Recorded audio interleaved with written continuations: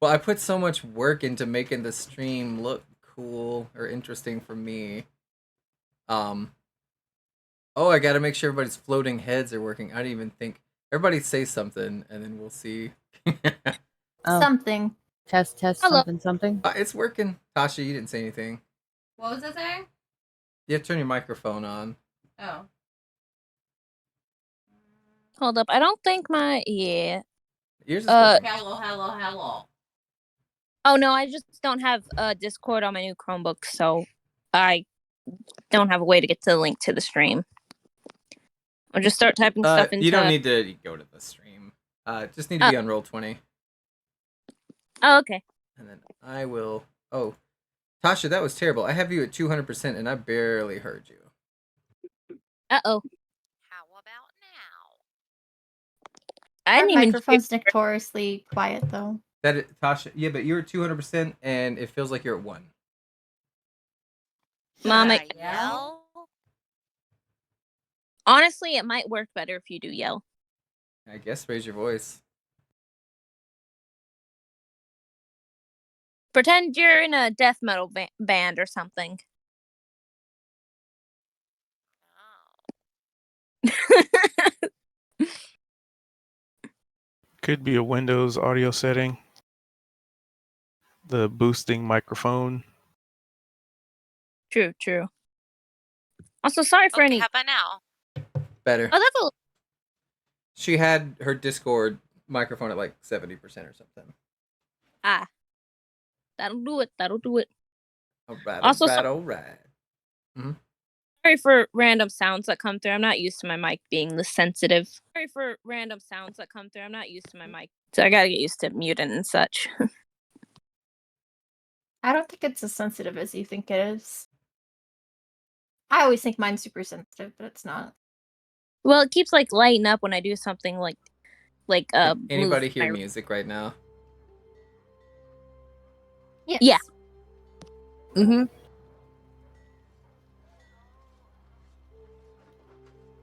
Am I not like following you? Oh, I think the music I hear is my Pandora.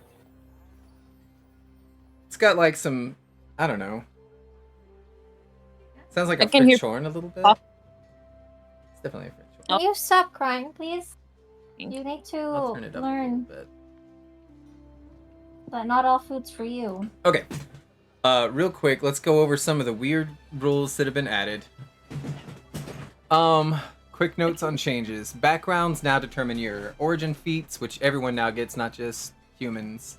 It also determines your tools, and it's more involved with your stats and how your character's defined. So your background's like the major part of your character now. It used to just be flavor. It used to just be RP. Tools have changed. Each tool set can craft things. You have to buy the mats for half the gold value. And then the days it takes, which it's 8 hours of work a day, is based on the total divided by 10. So like if it's 100 gold to make, then it's going to take 10 days to make and half the price. So if it's something you desperately need, obviously just go buy it and just lose out on the gold. Versus if it's something that would be nice, but you don't need it right away, you could be like, oh, I can make one of these and it'll only cost half. And it's divided further by the number of players helping. So if you have somebody helping you, then it takes 5 days instead of 10. If you have 3 people, then it'll just be like 3 1/3, right? If you have proficiency with a tool, you add your profession bonus to any ability check you make that uses that tool. So if you already have proficiency in that skill, then you roll it with advantage and the proficiency bonus. So like, let's say you have Thieves Tools and you want to open a door, it's no longer, oh, Thieves Tools works with dexterity. No, it's like Thieves Tools with which, not ability, but skill set that you have, right? So I would choose Sleight of Hand 99% of the time, right? Let's say you have proficiency in Sleight of Hand already. Because you have proficiency of that and proficiency in your Thieves Tools, now you're doing a Sleight of Hand check with advantage to unlock this thing, right? That's how all the tools work. That's just the easiest way to look at it. Weapon Mastery, certain martial classes, they learn Weapon Mastery naturally. Others require you to take a feat to learn it.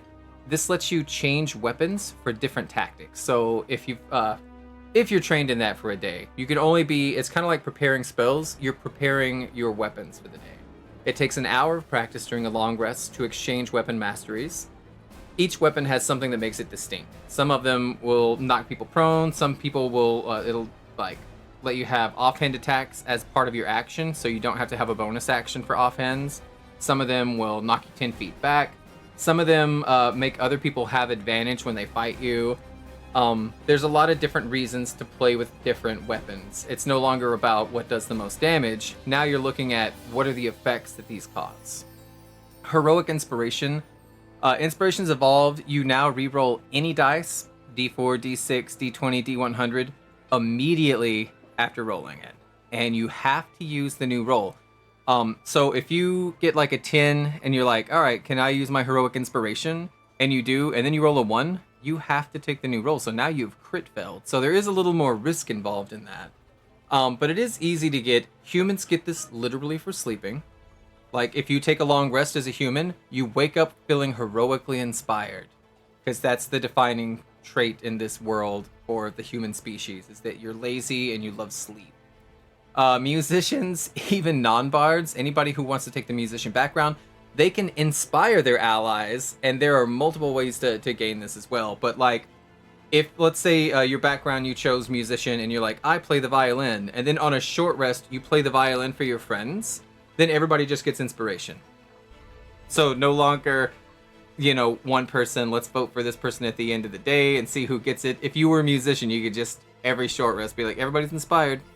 Or maybe it's a long rest. I don't know. It's one of those, but it's still a lot easier to get. Actions. Multiple things are considered an action now, because there's always been action and then movement and then bonus action. The categories are now, you can attack as an action, you can dash, you can disengage, you can dodge. Those have always been there. You can help, you can hide. Those have always been there. Now you can influence. Influence is changing a creature's attitude or opinion. This is more like a social action if we're having to do like social combat instead of like, you know, physical. Or I guess there's another word for it. It's not combat. You can ready an action. You can search by using your insight or your medicine or your perception or your survival skills. These are all different types of search mechanics. Or you can study something, which is like arcana, history, investigation, nature, and religious checks. What's up? Are you asking me? Yeah, you said Case. Sorry, I'm yelling at my cat. Oh, alright. What else can you do? You can also, there's a utilize action, which is using a non-magic object.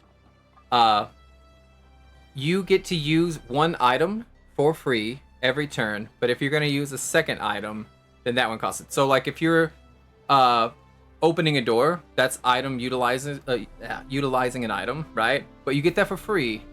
But like, let's say you wanted to open up a second door, then, you know, or if you wanted to grab a book and throw it at somebody, just things that you would normally be like, hey, can I take this out? I imagine this also means exchanging weapons. That's how I'm going to rule it anyway. So like if you're like, I want to get rid of this sword and I want to go for the hammer because it has a different mastery property and I trained with the hammer last night, so this would be a good opportunity to use it. I'm like, all right, that's a free action. So you can still swap and then use your action to attack. It also means that communication in initiative is limited to brief utterances and gestures. This is a new rule for 2024. It's always been like, well, talking's a free action. Okay, but then that turns into everybody collectively, a whole turn, if everybody goes, that's what everybody did within 6 seconds. Not 6 seconds per person. All like if there's 10 bad guys and then 5 of you, all 15 of you did actions within 6 seconds. And so if we pause that action so that you can discuss the best tactics that can happen and you have an hour-long dialogue in that 6 second span, it is a little bit like, eh. This also means we don't have to think about what's the best course of action, what's the best way to do something. We could just know that, hey, whatever comes to your mind first, just do that thing, because your character literally only has seconds to think about what they want to do, and there's no way to elaborate with your friends without taking an action on it, which is, I believe, the influence action can also work with just talking. You may also interact with, I already said this, one object or feature of the environment for free during your move or your action, like opening a door. Interacting with second object requires an action. Yeah, we said that. Surprise is different now. There's no more surprise rounds. Surprise rounds don't exist in 2024. It is now just a condition. It's a surprise condition. Any combatant that is surprised has disadvantage on their initiative roll. So that's kind of the cool way of doing it. So like, let's say you jump these kobolds who have no, like, you've all passed stealth checks and you're like, we want to ambush. That's basically, we want to ambush. It doesn't go, all right, all the ambushees get to have a turn, and then we roll for initiative, and then somebody on their side has the alert feat, so they get to be part of that surprise round, and blah, blah, blah. All right, it doesn't work like that anymore. Now it's just, if they're surprised because they didn't know you were there, they're going to roll initiative with disadvantage, and hopefully that'll give you the jump start. But it could also mean that you still rolled a 1 on your initiative, and that guy rolled 2 20s. And it's like, but I think that's realistic of some combat encounters, right? Sometimes you just have bad luck, and sometimes they accidentally look over their shoulder because they're picking their nose, and they just happen to see you trying to stealth by, right? So that's different. Cover. Half cover is +2 to your AC and also your dexterity saving throws. 3/4 is +5 to your AC, and then total cover cannot be targeted ever, even from dexterity saving base spells or attacks. So this is a little different. It used to be like you want Sacred Flame as a cleric because you're like, this guy's behind that wall, Sacred Flame, I don't have to aim. I can just cast Sacred Flame, and they have to do a dexterity save. With the new cover rules, nope, you cannot do a dexterity-based attack on them, which I imagine even includes Fireball. They just get to get out of it, I guess. I don't know. It's always going to be like the general rules, the specific rules are going to outweigh the vague. So if Fireball's like, everybody within this radius has to make this check, then obviously that's going to work. But yeah, that's how cover's not super different, but a little bit. If you don't know if you have cover or not, I just go based on the grid. Like, if 2 of your corners cannot be seen by the enemy, right, then that's half cover. If 3 of them cannot be seen and you can only see like 1 corner of the square, then that's 3/4 cover. And if you can't see anything, that's total. Mounts. If the mount is trained to accept a rider, you can control it on your turn by having it dash, disengage, or dodge. It also moves as you direct it. In contrast, independent mounts move on their initiative as they like. So this means, like, if you're wanting mounted combat and you're on a horse, you are telling the horse, as long as it's been trained, hey, you have a speed of 60, carry me 60 feet. And this isn't taking your action. This is just you commanding that horse. And then I believe that you could even jump off that horse and then have your own movement on top of that. It wasn't super specific on that. But yeah, you can also make your horse disengage, so that if you're just trying to make sure that your horse isn't being targeted by something, disengage so they don't get drawn opportunity attacks, right? Or dodge, so that people who are trying to kill your horse, they have to roll with disadvantage against your horse, or whatever mount that you have. But again, independent mounts move on their own initiative, not yours, and you are not in charge of them. You're just going with them, so good luck. That could be fun. We're definitely going to have mounts in here, and it will have mounted combat, and you might have to tame some horses or some chocobos, or we'll see as the campaign goes on. Falling off your horse. This is a DC 10 dexterity saving throw, or you fall prone. So just sometimes there's going to be actions that the horse is going to get upset, and you're going to try to stay on. So I imagine if it's being attacked, then I would make you do a DC 10 dexterity saving throw, and if you can't succeed on that, you fall off of your mount and you're on your back and you're prone. Underwater combat, and I'm going to share all these because they're in the new book. Underwater combat, melee attacks underwater from a creature that lacks a swim speed have disadvantage. Doesn't matter how cool you are, if you do not have a swim speed, then your attacks are at disadvantage when you're in melee. Which does give advantage to, which it would make sense, like anything that lives underwater, right? So like, I can't even, tritons and sea elves, and that is like a little cool thing that they can do is when they're fighting in there, of course, why would they have disadvantage, right? It just makes sense. Unless the weapon, oh, here's the exception. Unless the weapon deals piercing damage, like a trident. And then you don't have disadvantage. Anything that's trying to stick and not slash, just a normal attack. Ranged attacks automatically miss beyond their normal range. So like, let's say it says, oh, this is my ranged attack, it's 20/40. So within 20 feet, you'll probably have disadvantage, and then after 20 feet, it's an automatic miss. Doesn't matter. I'm not letting you roll. You can't crit on it. It just automatic misses beyond the normal range, and you have disadvantage in that normal range. Also, anything underwater has resistance to fire damage. So all you mages, if you go underwater and you shoot fireballs, know that you're always going to do half damage. AoE damage. This was just something I'm pretty sure carries over from 5th edition, but sometimes there's confusion on it. Whenever you're doing an AoE, you roll the damage one time, and that's the damage for all the targets. So if you can hit 5 people with it, you don't roll 5 different damage die for each person who got hit. You roll the damage first, and then we'll see who got hit, and that's how much damage they take. Stabilize. You can use your help action that we talked about earlier, and you can make a DC 10 medicine check to stabilize someone making death saving throws. So if somebody's dying out and you're not a healer, you can still just be like, as an action, I'm going to give them CPR. And if you can get a 10 on your medicine check, right, you save their life. They are no longer death saving throws. They're just unconscious. So that's a really good use. I think it makes a lot of sense too. And it also gives medicine checks more weight to them. Knockout. You can choose to knock someone out instead of killing them, and leaving a creature with 1 hit point and the unconscious state for the short restoration, which is an hour. The condition ends early if they regain any hit points, or if someone administers like first aid via the medicine check. But when you knock somebody out, know that they are only down for 1 hour, and that's the allotted time you have to deal with them before they wake back up. There's going to be a lot more rules. But I haven't bought the next book. I don't even know if it's out yet. It's coming out sometime this month, right? And I will read the whole thing, and anything I think is memorable, we'll write it down and go through it again. I think I shared this, right? Yeah, show to players, shared with 6. Yeah. Homebrew rules. That's for this campaign only.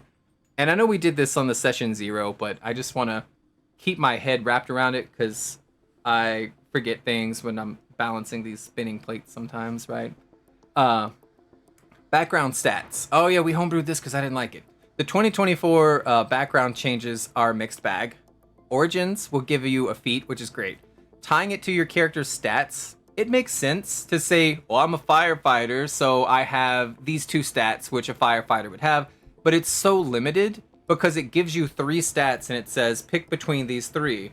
So like if you picked criminal, it says you can pick between dexterity, constitution, and intelligence. But what if you're a sharp-tongued criminal and you were just like a con artist, right? Why wouldn't you have +2 to your charisma? Why is it only limited to dexterity, constitution, and intelligence? Because then you come into a world where we're trying to min-max our backgrounds by saying what's going to give me the most damage for a dexterity-based fighter, right? And then you're just going to look through the backgrounds and say, oh, this one gives me these tools and it gives me these stats. Perfect. I think that's stupid.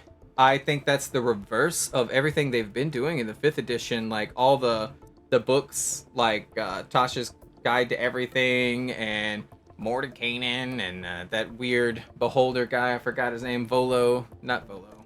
Although he's got a book too. Anyway, all the stuff they've been doing with letting you have freedom of expression, and they're pulling the stats away from the species, good, but then they put it on your background. It's like, well, you're a farmer and everybody knows farmers can't be smart. Well, that's dumb. That's the dumbest thing I've ever heard, right? So your stats are customized by you. You can do a 2 or a 1, or you can do a +1/+1, however you need. You do need to kind of explain those in your head at least, like why are these the stats that you've gained from this background? What's so different about you that this is how you evolved and developed? All right, next homebrew rule, hit the gritty. Short and long rest will not recover hit points.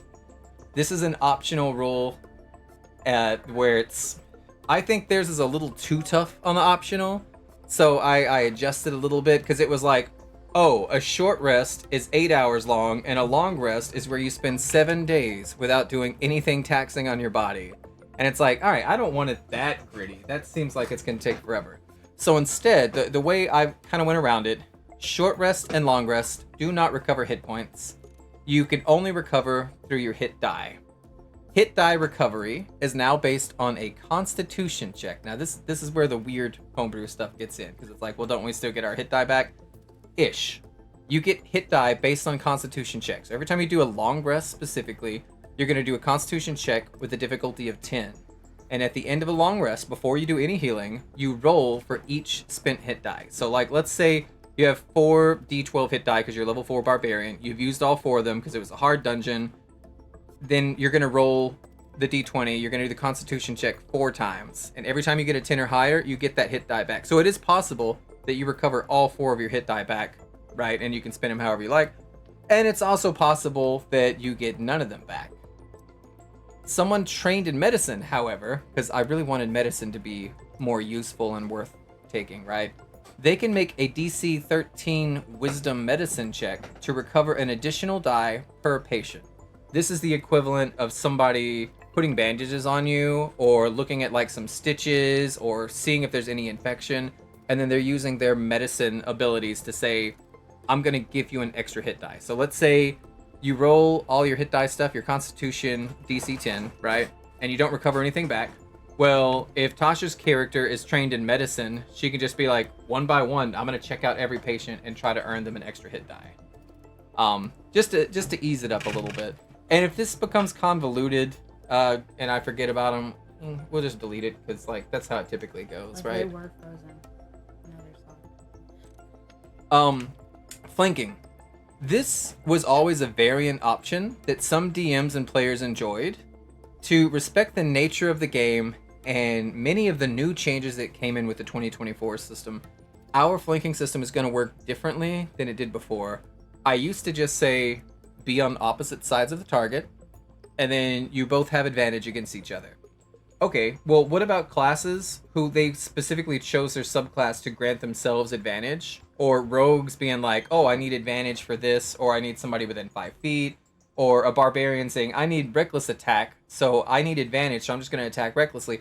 If they know that they can flank, then they won't make those decisions. They won't, do this risk versus reward. And so it does compromise a lot of the game in that way. Flanking now is going to require 2 allies to be adjacent to an enemy, the way it was, and on opposite sides of the enemy's space, effectively sandwiching them. So still kind of keeping it the same. The difference is flanking no longer gives you advantage. From now on, it gives you +2 to attack to all melee attacks against the flanked enemy. But this also includes allies who are in melee range but are not in a flanking position. So if Cubed and Julie are flanking something, and they're both like, hey, we're both getting +2 to our melee attacks right now, so it is advantageous to flank still. And then Seiji comes in on the sideways. She also benefits from that +2 because this guy's trying to dodge somebody literally behind him and in front of him. So adding an extra person, they're also going to benefit from it. And it keeps it so that you're not stacking advantage and I'm not stacking advantage, because otherwise I'm going to swarm you with kobolds, right? And then I'm going to have them do these... Pando sleeping. And I'm going to do this tactic where I'm like, oh, I have 10 kobolds. I'm going to have 5 of them go off in pairs. They're going to flank. And then I'm just going to fish for crits, right? I'm going to be like, roll twice per kobold. All right. So that's 20 dice that I get to roll on a d20. Odds are I will crit every single round that way, right? Just statistically. That's dumb. Having a +2 means the kobolds aren't going to crit, but they are more likely to hit, but they're only going to deal 1d6 damage instead of 2d6 damage, right? Like, it halves the damage that they could do. And again, this isn't typical. This is just, it's all homebrew. Sharing a square. We've done this in my games in the past where you're bottlenecked in a hallway and somebody's like, I gotta get out of here. How can I fight the monster if my friends are in my fucking way? Is it okay for me to run up and then hit the monster and then run away again? And then I was always like, yeah, I guess. Or they'd be like, can I use my movement to grab her and shove her behind me and then switch places in do-si-do? And then it gets into this weird, how are you using your movement economy kind of thing. So what we're doing now, because some of the 2024 races have sharing a square as part of their feat, that means they basically get nothing if we're homebrewing that you can share a square, right? So, sharing a square. You can run through an ally's square if they permit it, but it is considered difficult terrain. So typically an ally takes 5 feet. That means you have to have 10 feet of movement to run through their square. You can also attack from their square. However, this is going to be with disadvantage. So if you are if you run into Julie's square and you run up and you hit something, you're hitting it with disadvantage because you're trying to avoid her fights. You're trying not to hit her. And it's like a very specific, hard to hit kind of ability, right? But sometimes you don't have a choice. Sometimes it's like, I can literally do nothing or I can try this, so I might as well try this. There is an exception to that. If you are a small race, if you are a small species, anything that is, smaller than medium, you're an exception to the rule, and you don't experience the difficult terrain, nor do you have disadvantage opposed on your attack. So if you're a halfling, yeah, you can power slide beneath Julie's legs and stab somebody with a dagger, and you are fine, and it's just a regular attack, but no disadvantage. Because the racial feats for like halflings and stuff in 2024 are species feats. They don't say racial anymore. You can share like somebody's square, or it's not sharing. You can walk through an ally's square, which we've always just homebrewed anyway. So I was like, oh, well, this is nothing. Who cares? And then lastly, roleplay in chat. This isn't really a homebrew. We've always done this. Sometimes we don't want to interrupt a conversation, or the DM is explaining something, but our characters have something to say. And in the chat room, there is a drop-down menu, and it says "as," and it's right underneath where you would type. You can click that, and then click your character, and then it writes out what your character says or what your character does. And if you type /em for emote, you can even like emote what your character is doing. So I can just be Bandit. Bandit picks his nose, and then it even has a little icon right there where you can see, and the text is different. It's orange because it's an action. I probably, as the DM, won't be doing this a lot unless the players themselves are in a conversation and I have NPCs to control. But this is so some people feel a little anxiety when they don't want to interrupt, and so this is a good way to continue with the roleplay with that thing. What else? Oh, critical fumble. Let me just... Do I want to share this with everybody? Yeah, of course I do. Let's share this with everybody. When you crit, I did have a little add-on on here where it would roll like a D100 on a fumble and it would tell you what happens. I found one on YouTube that I liked a little bit better. It's just a D20. So let's say you get a 1. Anytime you get a 1 in combat, not on skills, it's a critical fumble, and you're going to roll another D20, and the result is going to be on this little chart that I've listed for you. So it has some mostly negative because you got a 1, but some positive things. Like if you get a 20 on this one, it's a remarkable reversal. Instead of a miss, your attack hits instead. So you just rolled a 1, then you got a 20 on your critical fumble chart, and now you get to attack, and it lands, right? So that's a good thing. 18 and 19 is transferred momentum. The attack misses, but you gain advantage on your next attack roll. So that's another positive outcome, right? Whereas if you would have just rolled like a 5, you would have just missed. Now you've rolled a nat 1 and you missed, and you get advantage. 12 to 17 is poor aim. The attack misses and there's no additional effect, so nothing bad happens. So 12 up is just a miss, basically. Some of them are good. 10 through 11, you were caught off guard, and so the next attack roll made against you gains advantage. This is where we get the bad stuff. Anything 10 or 11 technically and lower, it's going to be bad news for you, and it's going to get worse the lower you go. So on a 10 or 11, you're off guard. You've been caught off guard. The attacks that are made against you, the next singular attack roll against you gains advantage. 8 through 9, disrupted focus. You cannot take reactions until the start of your next turn. So predominantly that's going to be opportunity attacks. You'll have this chart on you. You'll roll the d20. I'll make a table for it later so that we can just click it. Actually, it'd be easier. 6 through 7, resounding deflection. Bless you. You have disadvantage on your next attack roll. So not only did you miss this one, but you're going to probably miss the next one. 4 through 5, clumsy footwork. Your speed is immediately reduced to 0 until the start of your next turn. And if you've already moved this turn, then you fall prone instead.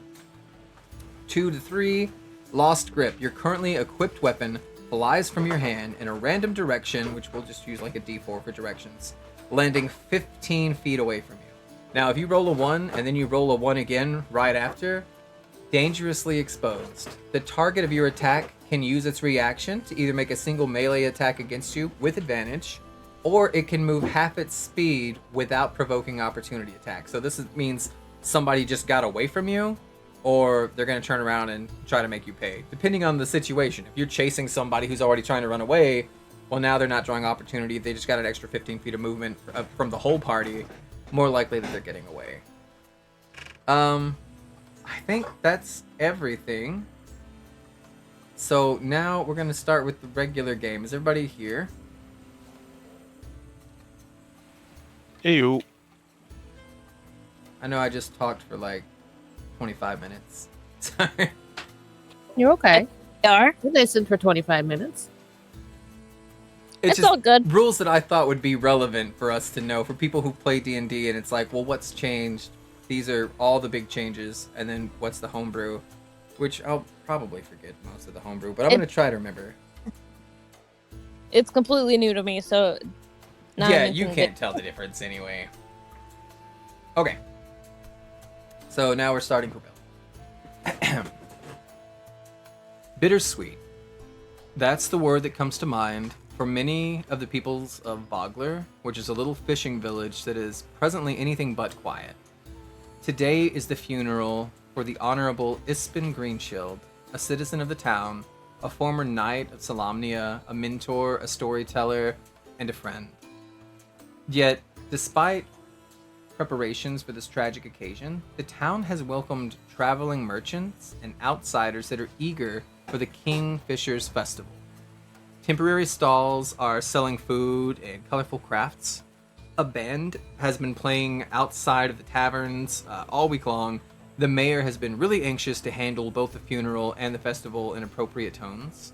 And to appreciate our current politics and our modern era, let's kind of recap what we learned about this realm's history. While we're doing that, I'm going to move your bookmark to the Calaman. No, I'm not. Wrong place. To Vogler. I almost gave you a sneak peek of an even cooler map. Actually, no. I take it back, because you are not in Vogler, all of you. Some of you are... Ignore. We'll fix later. Ignore the warning. There was an update to the jumpstart system, and so it doesn't like my hex grid anymore. And it's like, oh, but your hex grid goes to this big, and the thing is this big. And it's like, yeah, I don't care. This map that we're on should be better for Phoenix, because Phoenix lives like in these areas kind of here on the sides, and this would be where she's traveling from. We'll get to that in a second. While every world's past is vast and fractured, with missing pieces and forgotten perspectives, Kryn's tale has been shattered by this global catastrophe that's called the Cataclysm.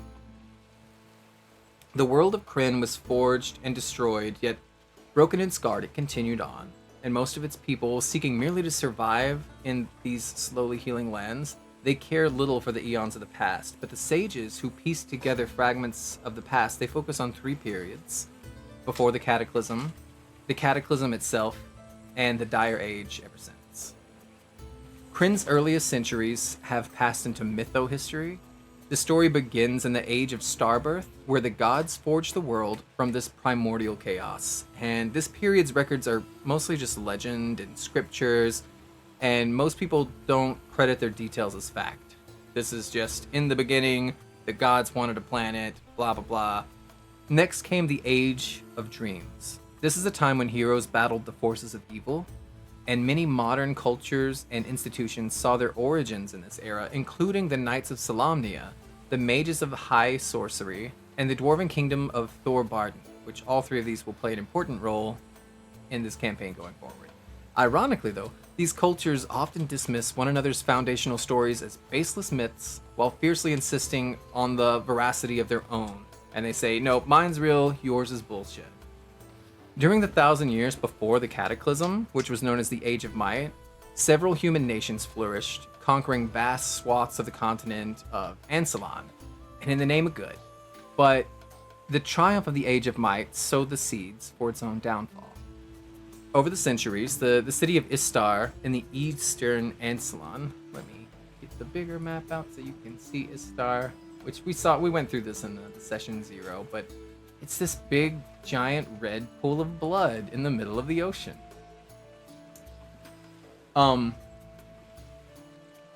Istar grew into a continent-spanning empire. It was an entire empire, thanks in part to a military alliance with the Knights of Solamnia, and it came to be ruled by a series of king priests who declared that Istar is the center of the world and that they themselves are the holy messengers of the gods of good.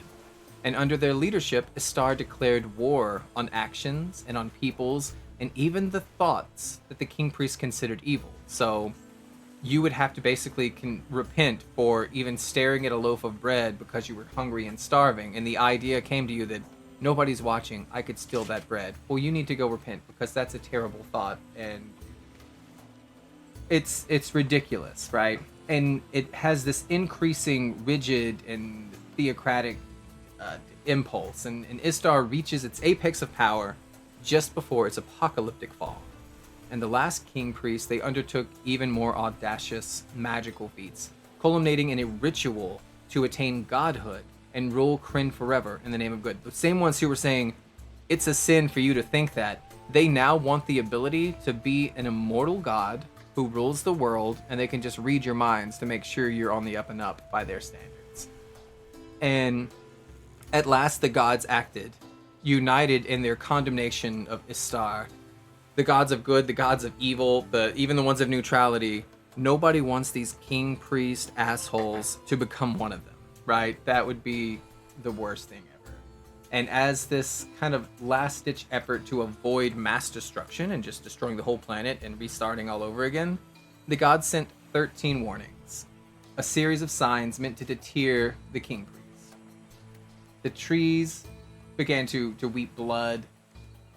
Fires raged unnaturally and like these just spreading everywhere, burning down forests, burning down towns. Cyclones struck with the gleaming temple of the king priest. Like everything specifically in Istar, right? Like in the kingdom itself. Like you have tornadoes just appearing and destroying the church, right? And these were the signs, but everybody was like, no, this is just bullshit, right? The gods warned a few chosen mortals, reasoning that if any of them reached Istar and they prevented this ritual from completing, the world might not be beyond redemption. Otherwise, they're giving up on mortals. But those messengers failed. The king priest and his followers, they dismissed these warnings as the work of evil. And it's only the evil gods who would do these evil things, because we're people of good. We're a kingdom of good, an empire of good. So anything we do is good, anything against us is evil. And they just continued on their path. And as the hour of the king priest ritual to attain this godhood arrived, the gods whisked away their most devout followers, the ones that they love the most, their favorite pets, and then they unleashed punishment on all who remained. A mountain of fire fell from the sky, literally a comet, like Final Fantasy VII Sephiroth's wet dream comet, destroying Istar. It's the Blood Sea, is what it's known as now. It's a new ocean that split eastern Ansalon, consuming the empire entirely. Coastlines have shifted all over the entire world, sundering nations, drowning entire regions, and stranding ports miles away from the sea.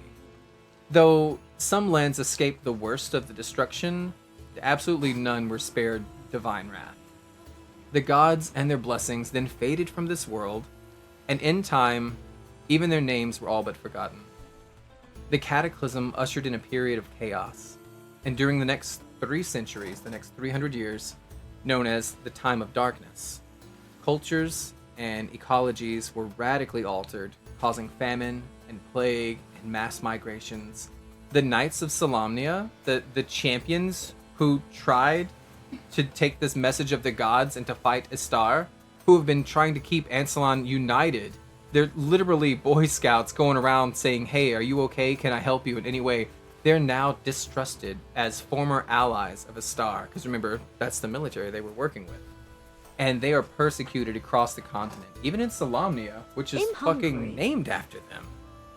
And Pando says they're hungry. I'm so glad I added Pando back. The Elven nations shut their borders.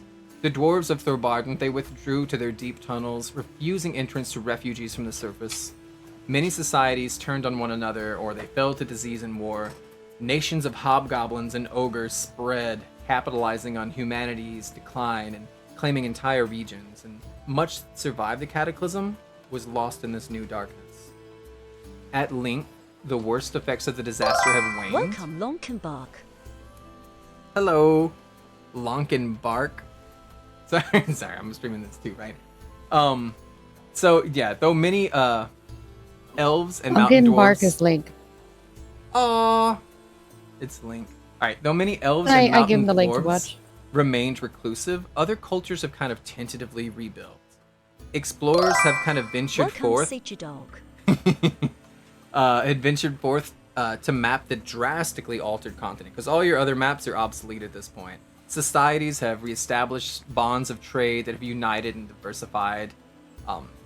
As civilizations of Kryn rebuilt and new societies arose, the world kind of learned to live with a really jarring truth that the gods are truly gone. You are alone on this planet. Religion has been altered forever.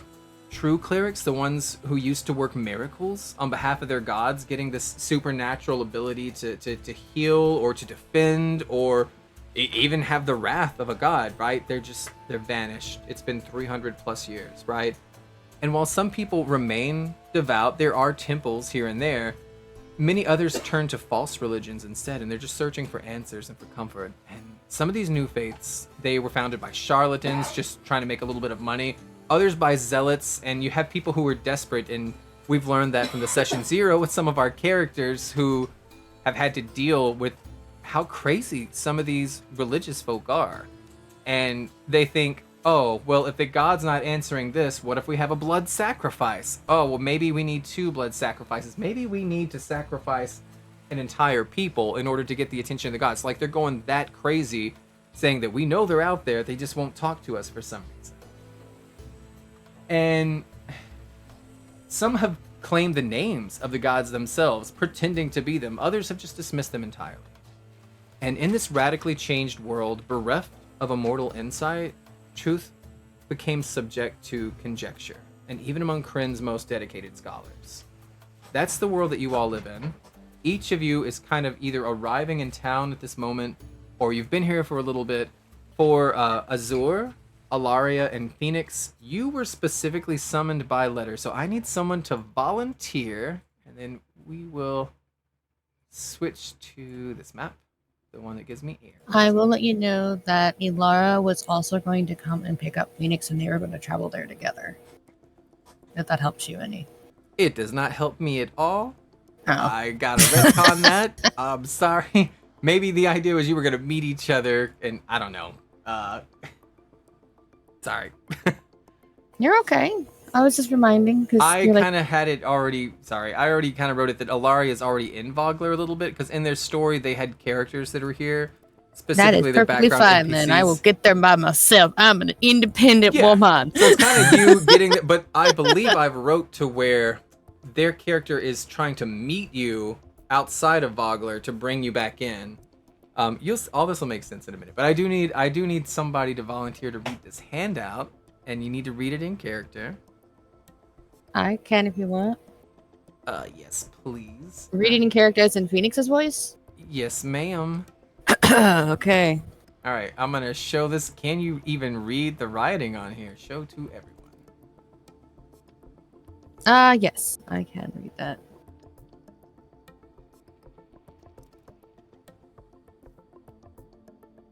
All right, I'm reading it as Phoenix, right? Out loud. Please. Okay. Dear friend, I am Becklin Ulf Vidharen. I have heard much about you from our mutual friend Ispin Greenshield. It grieves me to share the news that our dear friend Ispin passed away peacefully here at his home in Vogler. May fortune and the old gods protect his soul. Ispin's friends are holding a memorial for him in the manner he always wanted. It will take place here in Vogler on the eve of the Kingfisher Festival.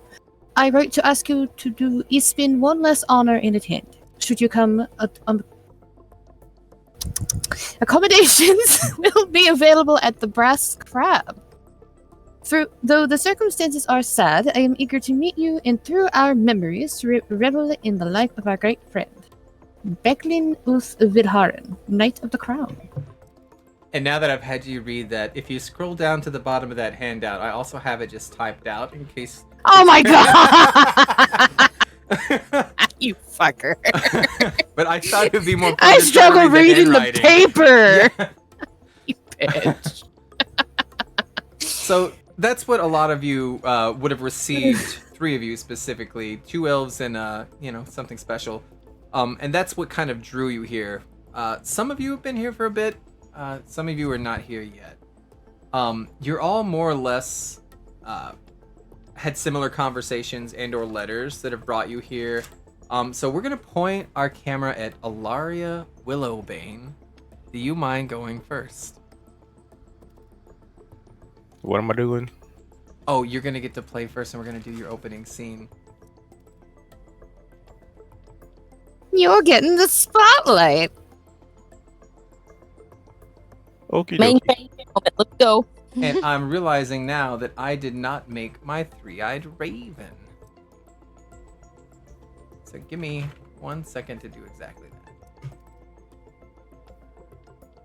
What's a Um, 3-eye?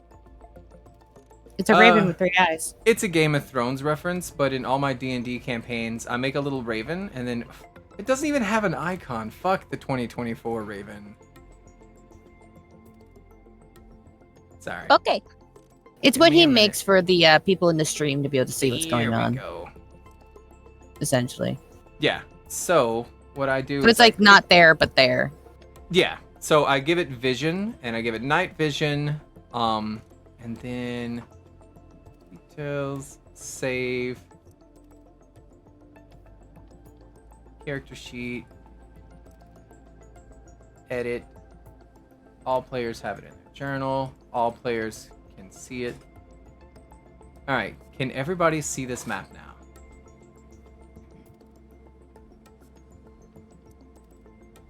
Say you Yeah. can't if you can't. I can see via the raven. Can you click the raven and move it? Yes. Okay, this is also important because I don't want to have to control the raven and drag it. Like somebody else can Alright, be I like, got I you. can't see. Let's move it. I'll- Because there's I'll only move the one raven for you. person in this right now, and I didn't practice this, so we'll Oh, I didn't do that. improv a lot of this. Alaria Willowbane. Oh, I didn't change my music. I have one called Cubed Music. Let me find it. Stop. Cubes music. You get your Mhm. own It's its band. own Woohoo! music, and it's 50 minutes long, so that should give us plenty of time. All right. Alario Willowbane, you yourself have had a bit of adventure recently. Please describe your character's appearance and what clothes you're traveling in and how your character kind of feels about the events that are about to happen. All right, let me grab my bio. So, Alari is about 5'6". She has this long, like vibrant, like violet hair that's almost opalescent in some senses. She typically wears like a leather vest. Like she tends to be very regal. I mean, after all, she does partake of the merchant tile. She also does not really try to like hide much of her like features, so she's often, in her leather vest. She's not like scantily clad or anything, but it's very regal. She dresses like somebody who is meant to trade with people. And she also has, there it is, like these deep blue eyes, opalescent hair, this like fair skin, and she often seems pretty contemplative, I guess would be the best way to put it.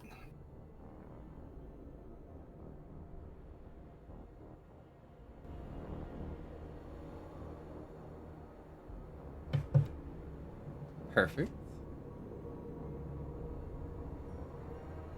I got so many tabs like below like the camera. I've got session 1 for realsies this time. Pronunciation guide because I'm terrible at it and like all my pages. The mages of high sorcery, they harness the magical power of the 3 moons of Kryn. You know them to be Solinari, the white, Lunitari, the red, and Nuitari, the black. For some, this is kind of just superstition. Yet, regardless of what people may or may not understand of this world's moons, there is no doubt that the mages of high sorcery are the magical law in all civilized lands here. They believe that those blessed by the moons might show talent for magic and that with proper training can become apprentice mages. Being recruited and accepted into one of the robed orders is kind of this incredible honor, and said organization has actually recently reached out to you, because this is like a flashback, with only the thinnest of threats pertaining to magical licensing examinations. Their desires, of course, would be to subject you to the test of high sorcery, wherein your dedication to the magical arts would be challenged. You've heard that failing said test can be deadly, and that those who dare seek magical power without passing this test are hunted down, branded as renegades and enemies. You were just recently tested, actually. Not the test of high sorcery, of course not, but simply earning your pin. It's a small decorative item to pin to a cloak or a shirt or anywhere else visible that the others around you are immediately aware of your magical abilities. Not to cause you anxiety, but I'm going to pause here to say, if you fail this test, that means you did not get your pin, which means you cannot practice openly in town. And that would be, that would have ramifications for the rest of the campaign, just saying. Roughly every 18 months, the moons of Kryn align in an event that is known as the Night of the Eye. And now, as you approach Vogler, you kind of reflect on the night that you tried for your pin. And you had traveled to this place that they call the Barb. It's this centuries-old spire that was built long before the cataclysm ever happened. Its intended purpose is still kind of lost to you. It might be lost to time itself, but you're aware that it was created by the mages of high sorcery themselves. And while many extra-dimensional spaces within it remain active, as far as you know, those are only accessible during the Night of the Eye. So how are you feeling in this moment as around you is this dry, kind of acrid land? They call it the Barb because it looks like just a giant thorn erupting out of the earth itself. It's hot. It's just like a dry heat outside. You're approaching the tower for the first time. She would stare up at this massive tower with a bit of nervousness about her. This is a sort of a big deal. And just looking at everything, taking everything in, and then thinking back to Ispin and the stuff that she learned, sort of following him around and learning from him in the brief time frame that she's known him. And as part of maybe a little bit of a comfort, she will just sort of grab her hair, tie it a little bit, and whistle. And then this silver and brown and white owl just sort of lands on her shoulder. And she looks at it with a sigh of, an exhale of relief. Just kind of knowing that, this friend of hers will be there until the end. A cool breeze dips below the boughs of the trees, shaking the leaves and gently brushing against you, akin to how a cat might rub against the leg of their owner. And it's in this moment that the world fades away from you. The trees that are surrounding Vogler, they disappear, and the wave of heat back at the Barb forces beads of sweat to drip down your forehead. And you see, as you're back in this place, tonight is an important night, and ahead rises this Barb, this jagged, half-ruined spire of gray stone. And many who aspire to join the mages of high sorcery have come here to prove their magical proficiency. And regardless of whether or not you wish to one day don the cloak, today you approach in the hopes of earning the right to simply wield magic publicly. This tower, the Barb, is usually nothing more than a ruin, its construction predating the cataclysm, but tonight, on the Night of the Eye, when Kryn's 3 moons have aligned in the sky perfectly, you can feel the pulse of magic bringing these ruins back to your life once more. Like it's almost like a gust itself. It's hard to describe. It's that feeling when your foot falls asleep, except it pulses over your entire body for just a second or two at a time, and you know that this is the origin point. It's specifically this tower that's in front of you. Soft light shines from the archway leading into the structure right here. The ground at your feet is hard and cracked, and somewhere in the distance you can hear a crow cawing. It's cawing from that rock way over there. Its 3 eyes are fixed onto you. Before it takes its wings, it spreads and flies further up to the ruined tower, just perched up somewhere high. So you know you're here for your participation in this test. What do you do? Let's see. So she is going to just take a moment, take it all in, and then try and calm her nerves, well knowing the weight that is upon her shoulders. And it's a pretty much a clear walk up to the door. Uh-huh. She'll look to the owl, pet it once, and it'll just like nuzzle her cheek. And then she'll slowly step forward.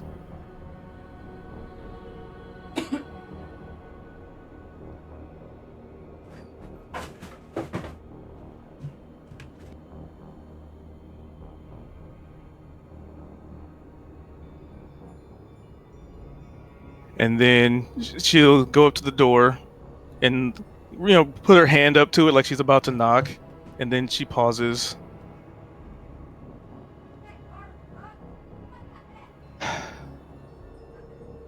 And then knocks. As soon as you knock, the door just kind of melts in front of you. The wood and the metal, everything, it no longer has this rigidity to it. It just completely flattens and deflates entirely, and it just becomes kind of a puddle of mixed color at your feet, and the arch that the door was inside opens into like this large atrium that has been lit with these flaming sconces and adorned by grand tapestries depicting Kryn's 3 moons. Doors circle this room on all ends. The light of the moon kind of cascades through the broad windows that are high above, and at the center of this room stands this serene-looking woman. She has light brown hair and red robes, and she just kind of nods as you enter.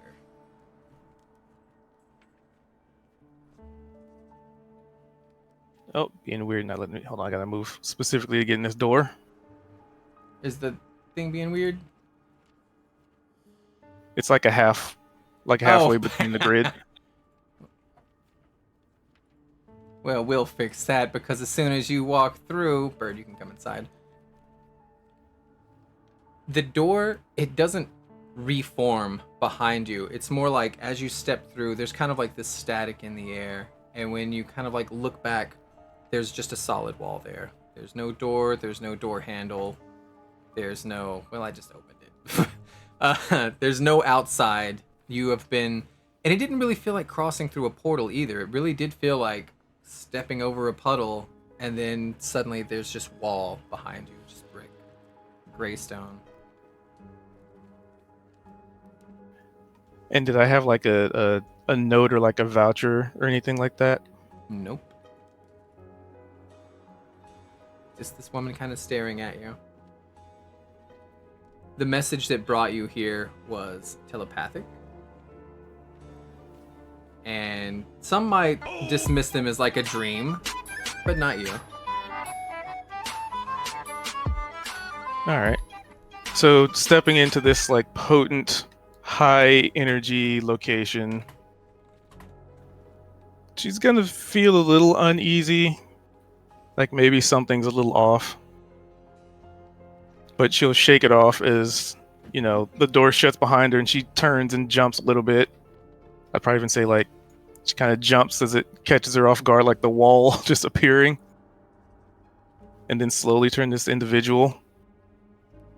I'm here for I received a message. She has a very like familiar Welcome, voice when she Chuchi. speaks to you. It's barely. Oh, hi. Sorry, they just said they could barely hear anything. This woman has a familiar voice. It makes you think of like swamps and witches for some reason, which would be a little appropriate here. She's like, "Hey, doll, yeah, I knew yins was coming. It's Night of the Eye. We got about a dozen more of you coming through. So I'm gonna ask you, what all do you know about the procedures that's going on here?" Would that be like a history check or? Or arcane. I think either one would work.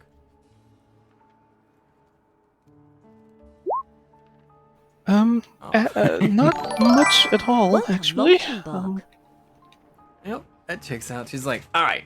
So what you want to know is this is one of the last few remaining towers in Kryn. It's full of just arcanic powers, and the moons are here, and we're drawing from the abyss. You do know those aren't moons; those are gods up there, right? Oh, that's 3 different gods when you look up in the sky.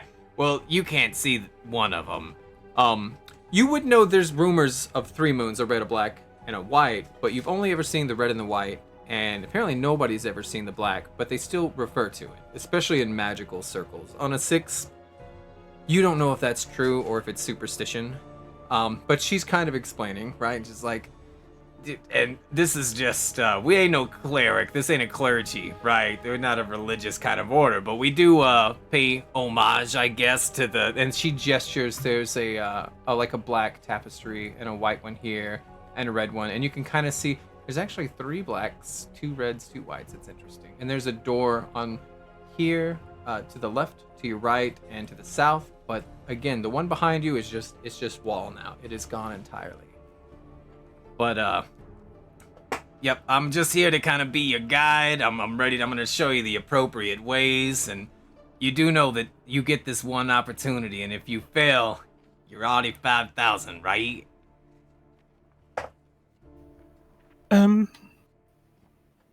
Would it be weird to say, can I go now? Like you want to run away? I mean, what would happen if someone were to? As long as you never use magic again, you'll be fine. Interesting. And then they kind of point to the familiar. You'd have to get rid of that thing, though. Well, I that didn't write the settles it rules, then. all right? It's not on me, but it is my job to kind of follow up on renegades that are out there. Magic is a powerful utility and weapon, and it can be mistreated, mishandled, and it could... I mean, it has in the past. What do you think caused everything? The end of everything was because of the abuse of magic, and that's why we're here to make sure it don't never happen again. What if magic were not necessarily How's abused everyone? as much as it was... And she taps her chin a little bit. What if someone were like a conduit, and it overflowed from them without their control? Oh, well, I imagine we would find a way to, like, connect them and bring them in here for training, maybe supervision. Like, if they can't control it and it's just part of their body, right? We could see that as maybe the gods having a little fun up there. You know, they used to come down all the time, or that's what the tomes say, but I ain't never seen it or heard about it in person, right? But I guess we'd keep them in for observation. There's a shy, like, nod. But I got a feeling about you. You're gonna nail this lickety split. It's not too difficult. This is the baby test. The real test, now that one can kill you. This one, it just, 18 months without magic, and we'll probably let you do it again. Sometimes they don't. Not to say that you can't die in here. You definitely can, but let's just hope that you don't. Mildly concerning. All right, so I need you to give the word. You ready? She dusts herself off, straightens her hair a little bit, broadens her, straightens shoulders, looks at the owl, nods. I suppose. All right, I need you to come over here. And she's going to point to the door that's to your left. It's on the right side of the screen. And what you're going to do to get this bad boy open, you got to cover your eye with your left hand. Left eye, left hand. And then knock 3 times. She covers her left eye with her left hand and knocks 3 times. And then immediately the door opens into a wide rotunda with black stone floors and walls carved with elaborate runes. The interior is empty, save for a single pedestal that's at the room's center. And atop the pedestal, there's this ornate key that balances on its tip. Behind you, this old... Well, she's not actually old. She just has a weird voice. This lady in red, just kind of... She stopped talking, and she's just waiting.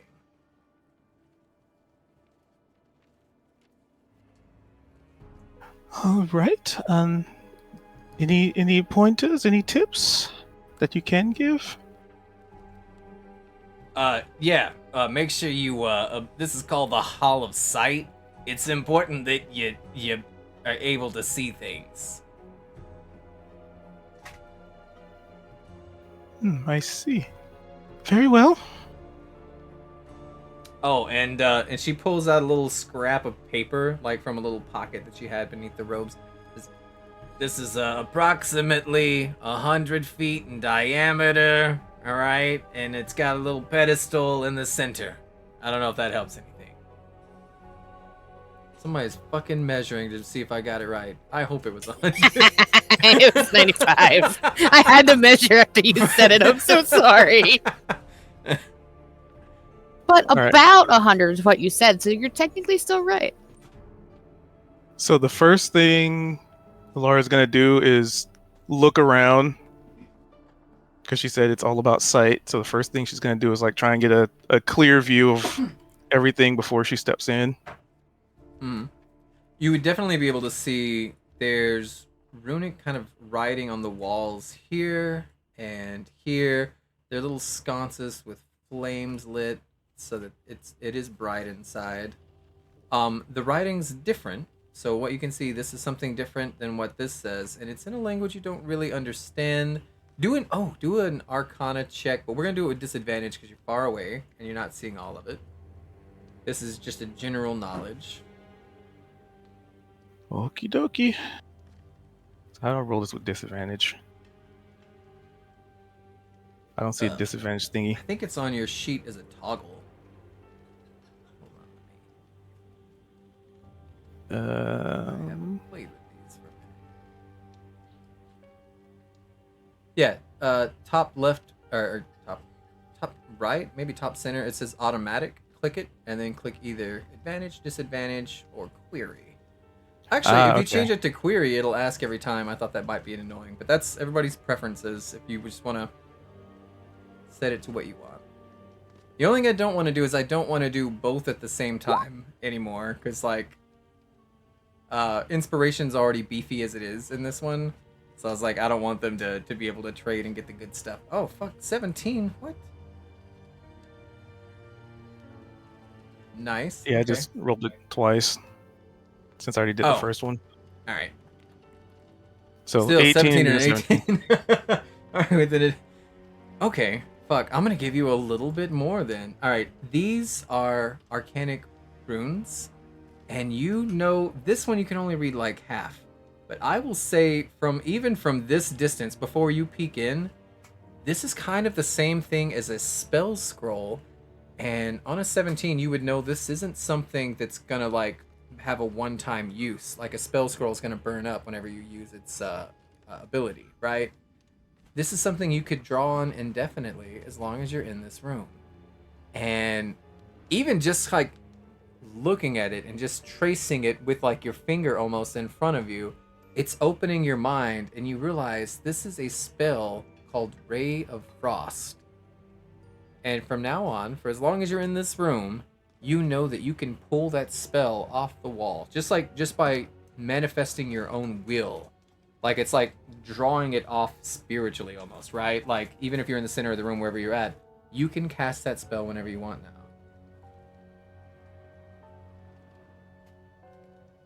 In fact, I made a little thing for it, and now I'm gonna share only with you. Where is cubed? Right there. So you temporarily have learned a new spell just by getting lucky with disadvantage on this before you've even stepped into the room. And that's just that one that I'm able to determine is usable. And deductive reasoning, you imagine these are other spells that are on the walls that would just take similar study. I wonder if I should study then. But it's all disadvantage, right? Well, you can only see this one and then half of this one from where you're at. Oh, can I? Okay, hold on. Wait a minute. Did the fucking bird come in here? Where's the bird? Get out of here, bird. You're giving him more vision than he deserves. Okay, that's what I was like. So what? I was like, yeah, no, I've got, because I'm control L-ing your token. I'm like, yeah, you shouldn't be able to see but a little bit. Yeah, the bird was helping you. Okay, so I only see these two In then. fact, I'm going to edit this bird to not let Cube see. Works for me. Half doors. So she's gonna step in. Actually, there's a floating key. I want to arcana that floating key. Like this is her being like, I'm here to take a test, and in her mind, she's like, I have to be as analytical and aware of what's going on before stepping into, the responsibility of being a magic user. Mm-hmm. So what are you trying to do? Ascertain what this pedestal and this key is about. Okay. You could either do this through investigation, or if you're looking for more of a magical kind of like aspect to it, you have to do Arcana again. It's gonna give you a different result depending on what you are using. Funny enough, my investigation is not that good. Okay, it'd have to be Arcana. I was looking at intimidation. I was like, how do I have a +3? Never mind. This is gonna be a difficult check, and it's gonna be made with disadvantage, and I'll explain why after you make it. Then that would be a 4. Welcome, Noifian. So, hello, Noi. The reason, as you're kind of like studying this, there's almost like a shimmer in front of your vision. You don't know why, but there is something between you and this key that kind of gives you a little bit of a headache as you're trying to just stare at this key. You do recognize that it likely has some kind of magical property, but it also seems to be encased in something. It has magic property, and what else? It's encased in something, and that's what's making it so difficult to read. It's almost like suddenly you're nearsighted. You have lost focus and vision on this key, and the harder you squint at it, the fuzzier it appears.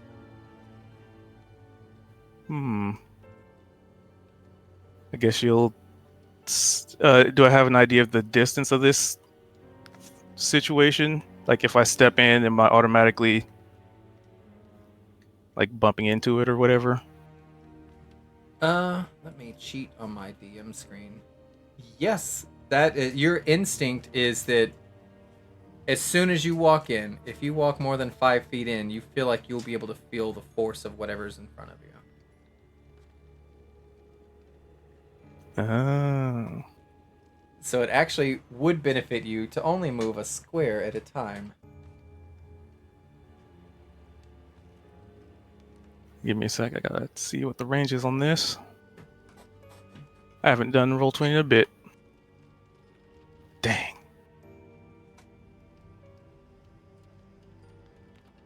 That could have been cool. Okay. Well, hold on. Too many token thingies. Okay. She'll take a step in. And she'll look back to the like mage person and nod and be like, "Yep, here we go. I hope that spell over there on the floor will be useful to me." She gives you the peace sign, and then the door just vanishes in front of you. As expected. And on the opposite side of the room, an identical door appears, closed, but it looks exactly like the one you just went through. Like, even like down to minute detail where you're like, oh, this has like a couple scratches at the hinges and stuff. This is an identical door. Alright. And I see these other runes now properly. Yes. Can I determine what they do?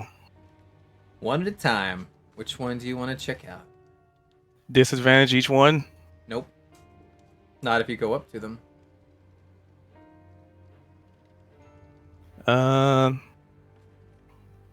So I determine this one on the far right is Ray of Frost. Mm-hmm.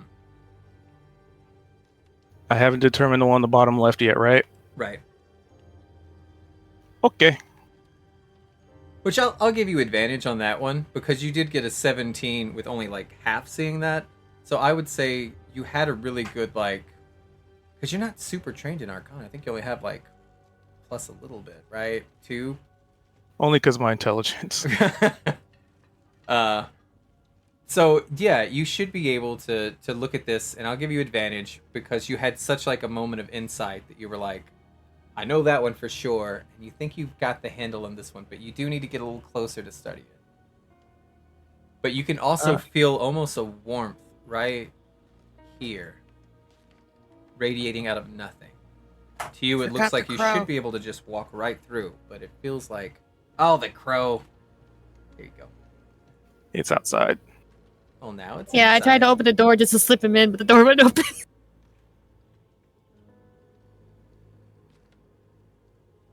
Alright. So she's gonna study. Or try and get closer to the study. But by skirting the outer edge, avoiding the warmth. Because it said the warmth is like, it feels like it's something's keeping me from moving forward, right? Uh-huh. You could try to move forward if you want, but I think you're going to have to hold Alt to move your character. So she's just gonna try and get closer to these runes to study them. So how close do I have to get? Let's say like another 10 feet. So like there. I think that's good enough. And you can almost hear like a hum in your left ear right now. And you feel like if you just moved your hand out, you could touch whatever's there.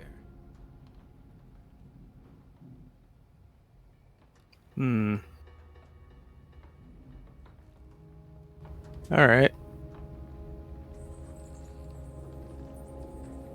So, well, first things first, I did come to study these runes, so how would I roll it with,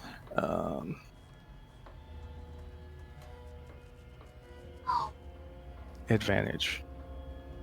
It's same thing on your character sheet at the top. Maybe it's a DM thing. It should have an option, right? There it is. Yep, Yeah. I switched it. Okay. 20.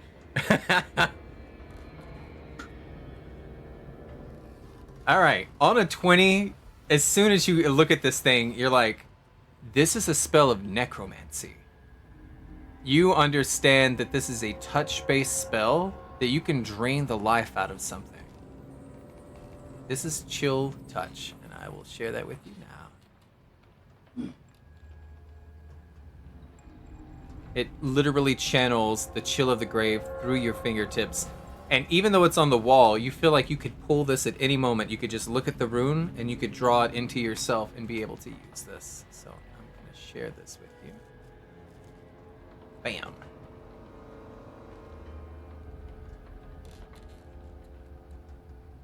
And, okay, so you said to the left of me feels like... I can touch something. Mm-hmm. It's that hum. Because I imagine if you're walking down, then the left of you would be the right of the map. Oh, directional. Sorry. I'm getting my brain's gonna get so confused. All right, she's gonna try and move to study the other things, I guess. Okay. So backtracking, because there's really no point to go all the way around the circle. Kind of back to there. And then there. Okay. And then there.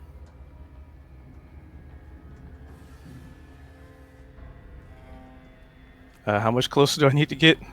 Let's say at least one more square. Right. Because there's like a half square. Okay. All right. Now this was just a normal Arcana. Actually, I'd say because you've already succeeded on 2, it does make sense that you would be able to recognize patterns. So just go ahead and roll with advantage on this one too.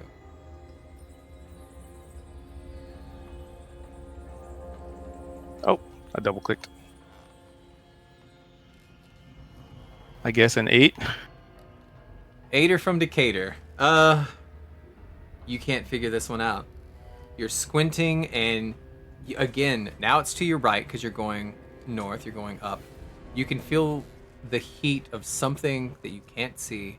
You can hear the hum. It's now in your right ear, and it's a little distracting as you're trying your best to figure out what these runes are. You know that they're all essentially spell scrolls, but it's more like spell walls. But you can't figure out what this one does. You think you could perform it, but you don't know what would happen if you did.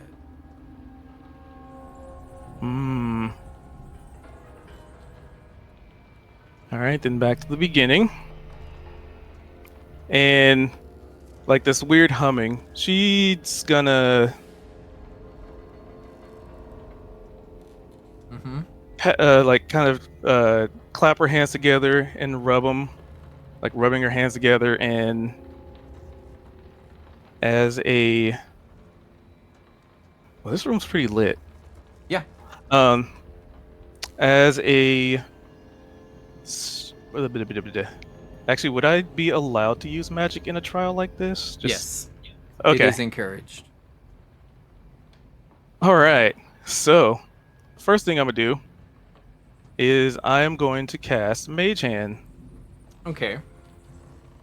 and Where would I'm you gonna, like to cast it? I need you to ping. Welcome for I'm starting right in front of me where the warmth was, Okay. just to see what would happen. Your mage hand appears. Now, is it closer to here or closer to like right on top of you? I guess it would start on top of me, and I'll just Okay. have it move forward, like trying to, yeah, It like reaches sort a of barrier. guiding hand. Its fingers kind of splay out a little bit, as if it's trying to push against something, and it cannot get through.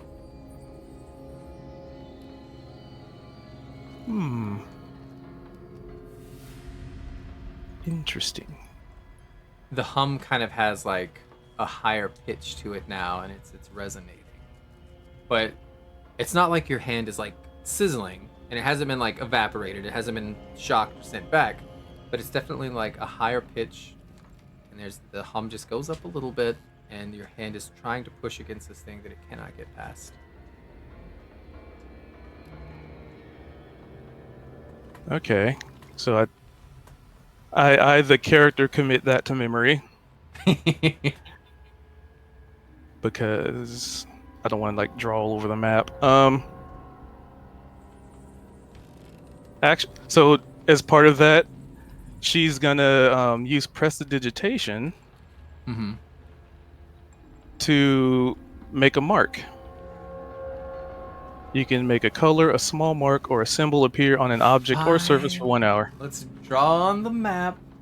Feels like What do you need, John? I got you. Just you like, don't got it. Sorry, I gotta trace it specifically. It's different. You'll see. Right. I can. How's this not Okay. you, garbage tool? play What are you drawing? a line. There we go. Here you go. Prestidigitation mark. And Seiji, if you look at the stream, which is cheating, but you're not in this scene anyway, you'll see why it is, where it is. Ah. No cheat. Okay. Hmm. So she's gonna take note of that and sort of just do this just constantly do this in tandem, like Mage Hand, like the square, and if it stops her, then she'll press the digitation, mark it. Okay. Because the lady did say it's about sight, so she's sort of making this about sight. All right. Which way do you go? With the hand. Let's try just the square down here.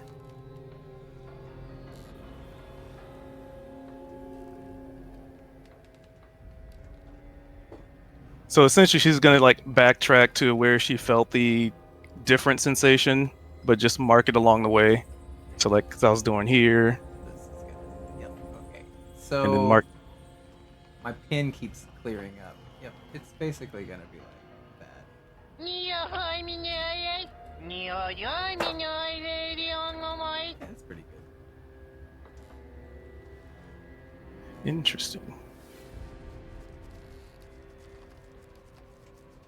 Do an investigation check anyway. You might have already figured this out, but just in case. Yep, hold on. Your acid splashing the wall, right? Nope, that's my thing. Lags a lot for some reason. This new UI is weird to my browser. Oh, yeah. It's all coming together. And you said what skill? Investigation. Oh, I shouldn't have rolled advantage. It would be a 13. Let me uncheck that. Okay. On a 13, this is an invisible maze. This is a labyrinth. This is... You were like, why is this room so big if there's only this thing in front of it? And now you've realized that you are in an invisible maze. I'm hungry. And you do have to finish the ritual tonight while the moons are in alignment, right? And you feel like if you just keep doing Mage Hand Prestidigitation, this could take hours to fully like trace this entire maze. It's not a terrible idea, but it will be time consuming. And next quick question. How tall... I feel like I know the answer, but how tall does it go all the way as far as Mage Hand can go? What's the distance on your Mage Hand? 30 feet? I'll give you another square. I don't know why my freehand tool has been... There you go.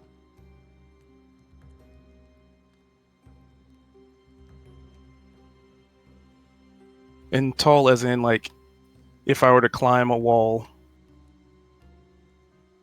Oh, yeah, if you're going to trace up, right, with your hand, it goes all the way to the ceiling. Okay, I just had to check. Alright, so knowing this, I don't see a path that way. So I guess I'll do one more just to the left since I've already walked that way. So just sort of hastily go to, you know, just do the prestidigitation marking and checking. Because once I find a path, then that's when I can start rushing forward. Or not.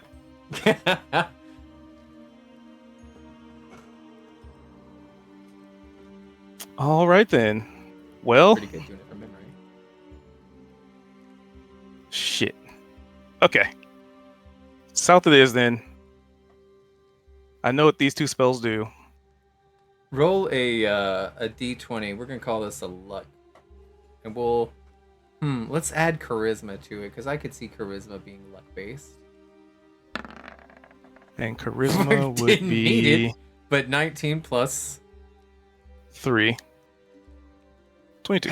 As you go south, you're like, I know this spell that's next to me. I know that spell that's over there. I know this is an invisible maze, and presumably, I gotta get that key after going through the maze and then bringing it to that door.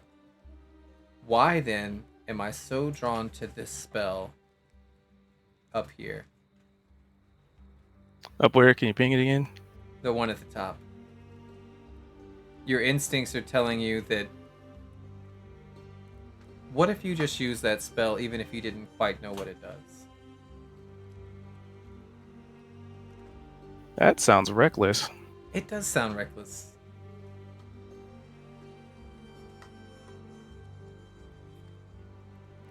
But also, it does sound reckless.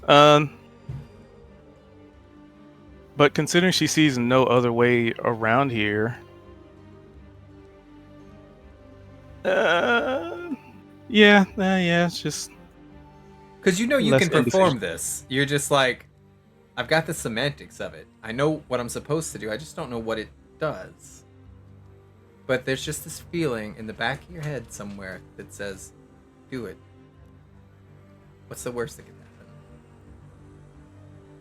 A lot of things. So she's gonna mosey past it. Does anything stop me? Nope. When I'm here? Nope. Following wall. Am I? At this point, I'm holding my hand out and like following it. Yeah, you'll. Oh, it's actually there. You can't see it, but I have an invisible maze on this page, and it's not gonna let you walk through.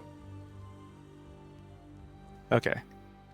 I'm just trying to figure out what squares I can actually. I keep having it dart to like the light layering, right? To be like, where's the wall? And like click it back and forth.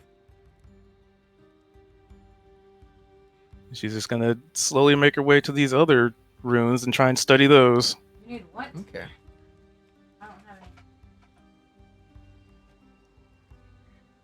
Like right there. Nope. 5, All 10, right. 15.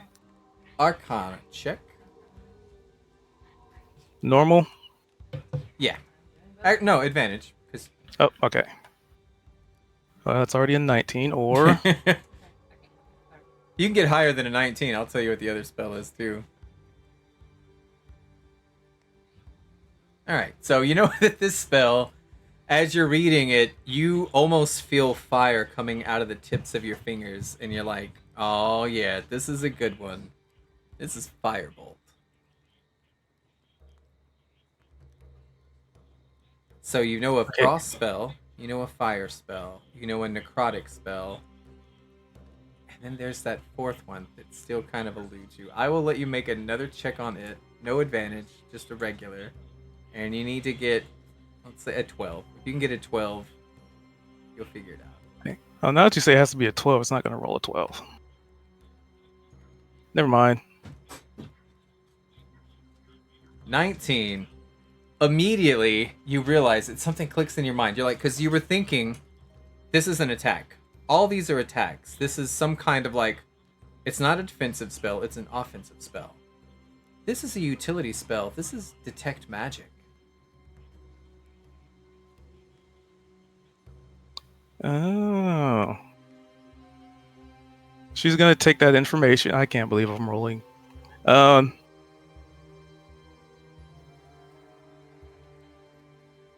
She's gonna, knowing that she doesn't have much time, Mm-hmm. and the owl's probably like keeping an eye out for it with her, the prestidigitation mage hand stuff. She's gonna cast detect magic. All right, hold still while I change the map layer. If I did this right, I should send to the back and bam! Can you see that? Yes. I almost traced it. It was hard because I had to keep tabbing, but as soon as you cast this spell, everything becomes visible, and it's this bright, glowing maze, and it's like this orange light, but now you can see where you need to go to get to that center.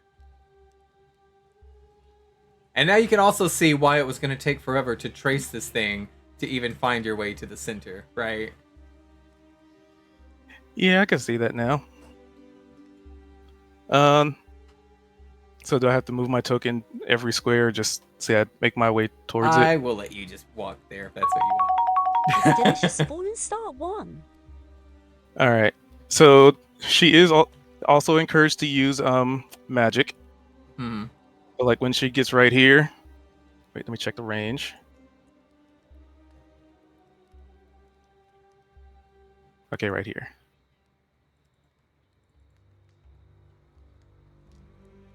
She's gonna use because I already checked the altar and whatnots and got whatever information I could of that. So basically I'm just trying to get the maximum range for Mage Hand. Okay. Yeah, it'll reach. And just Mage Hand the key to me. Because, it could also be a trap, it could be so many things. That's And a they good encourage point. It caution. definitely could be. So, does the Mage Hand go through? Give me 1 second, because I wrote this down and then lost my notes.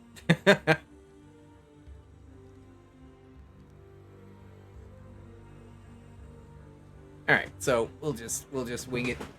As soon as your mage hand goes to touch this key, the key rebounds off of it. It starts floating up in the air, and then it glows, and you can see there is fire, and there is frost, I'll refresh and then you. there is this Thanks for golden Star kind of Wars. radiance glowing out of it. And all the walls that you've seen just kind of sink up in, or not sinking, they rise up into the ceiling as if they're being lifted into the ceiling itself. It's going up towards the stars, the heavens, the moons that power this tower. So I'm going to delete those. And then the key itself breaks into 3 pieces.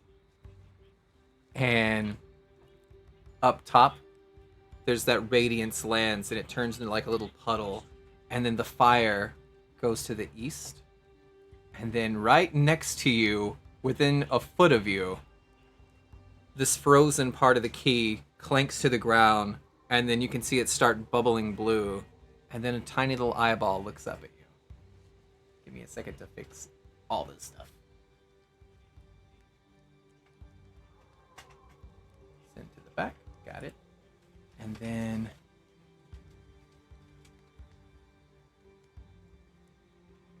So it's just an eye now? Bam, bam, bam, bam. Nope. Bam. One more. So I had to get rid of my visible walls. And then on the GM layer. Oh, no, that's the map layer. Fuck off. I did not fuck it, did I? There's no Control Z. Alright. That looks right, right? Yes. Okay. I was looking for the GM layer, sorry. Change layer token. Change layer token. Change layer token. I need you to roll for initiative, please. Initiative. Where is that on this sheet? There it is. Did it roll? It didn't roll. Did you click your token when you rolled? Roll? Oh, token. No, it did.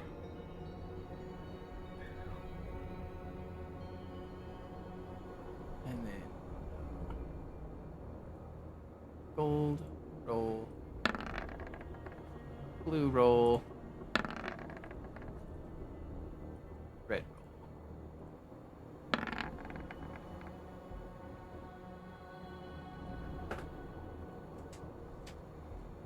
All right. So the little fireball that landed right in front of the door, it also has little eyeballs coming up at you. Let's see what it looks like right there. And it is literally on fire as it starts moving towards you. 5, 10, 15, 20. And then the blue thing is already next to you. Unfortunately, I thought you would be in the center when this happened. You have made things harder for yourself by not being there. But how could you Yeah. know? Yep. It is going to just attack with a little pseudopod frosty chilling. Ah, it's 6. 6 isn't going to hit you. And then it ends its turn. Gold, 5, 10, 15, 20. Your turn. Okay. I see a theme here. So the rune on the bottom right, that was shock frost. That was the frost one. Well, you don't have to be near them. You just now have these. As long as you're in the room, you have Ray of Frost, Firebolt, Chill Touch, and Detect Magic. Okay. So now you gotta determine if the color needs to match the element or if it has to be opposing. Probably opposing. Maybe. Well, only... Actually, how fast did that other slime move? Where did it start? They red moved one? about 20 feet.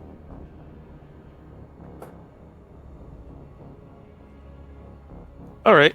So what I'm gonna do is I'm just gonna try and move away from it, I guess. Okay.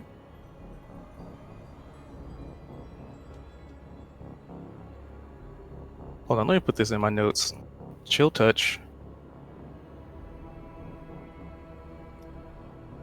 It should be in your journal under a thing called spells. It might be under rules and then spells. Ah, Chill okay. Touch, I see Firebolt. it.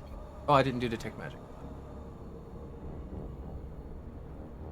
Alright, so seeing this thing appear next to me, there's only one way to test out whether or not I can do a thing. What's that slime to the north? What color is it? Gold? Gold.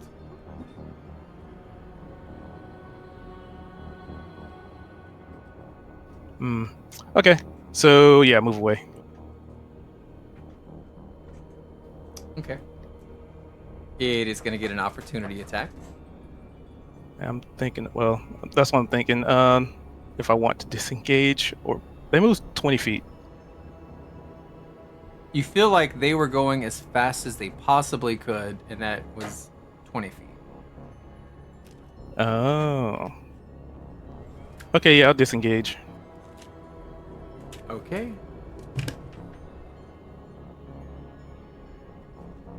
Because I don't want this thing to be next to me. And you did see that the maze is gone. So even though there's paint here, there's no maze there.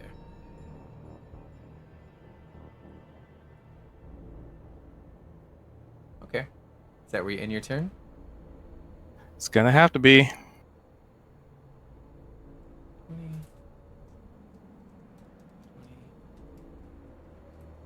Alright, your turn again. They just squish and hop and jump, and you can see this one is got frost and ice all around it. This one, let's look at it. This one's got like holy sparks around it, and it just feels very radiant and glamorous, and then the other one was caught on fire. Okay. What do you do? I'm gonna move 30 feet as my movement. Where can I go? Where can you go? They are zooming in on you. Oh, there's no space bar to move, is there? Okay. Is that right? Mm-hmm. Alright, so she is gonna look at this gold one that's the closest to her now. So we got Chill Touch, Firebolt.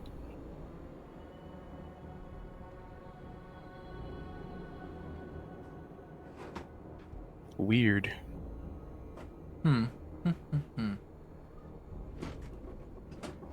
Okay.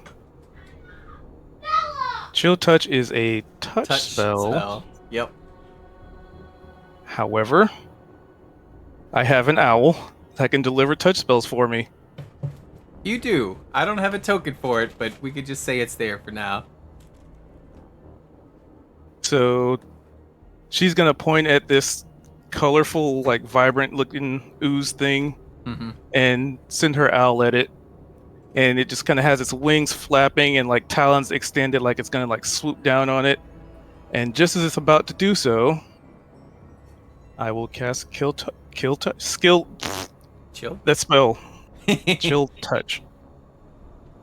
And then as you do, you can see these kind of like green and black swirling necrotic energies almost lightning bolt off of this wall, and then it touches against your owl's like claws, its talons, and it's almost like the a lightning bolt kind of strike as the claw touches the slime. I need you to roll for damage. Actually, no, I need you to roll for accuracy, don't I? Yeah. So this one, I don't have chill touch. Yeah. prepared. So it's just going to be D20 plus your proficiency plus your charisma. Okay, let's start with D20 plus proficiency, which would be 2, and charisma, which is 3. So 16. Yep. All right, that hits. Now do 1d10 necrotic damage.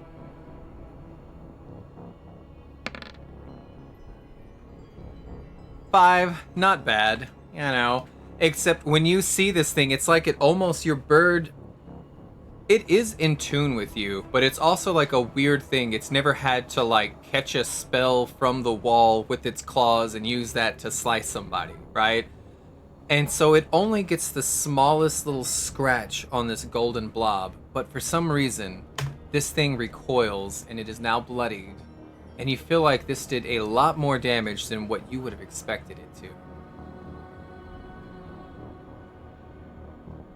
All right. Or But I maybe you think did that's all expect it. Yeah. Kind of, sorta. It seems All right, to I be think that's all I can vulnerable. do. All right, so this is 5, 10, 15, 20. 5, 10, 15, 20. 5, 10, 15, 20. Your turn.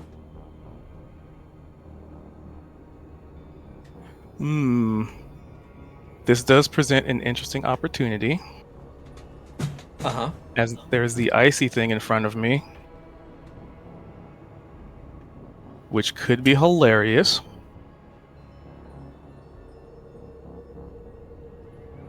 Okay. So I'll move there just to maybe buy myself a little bit of distance. Did I accidentally delete my walls over here?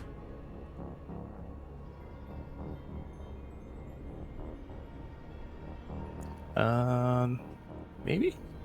Yeah, it's fine.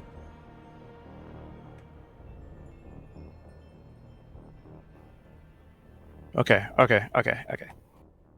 So instead of doing this other interesting idea, have I determined if this thing what do I have to roll to determine if it's resistant to something?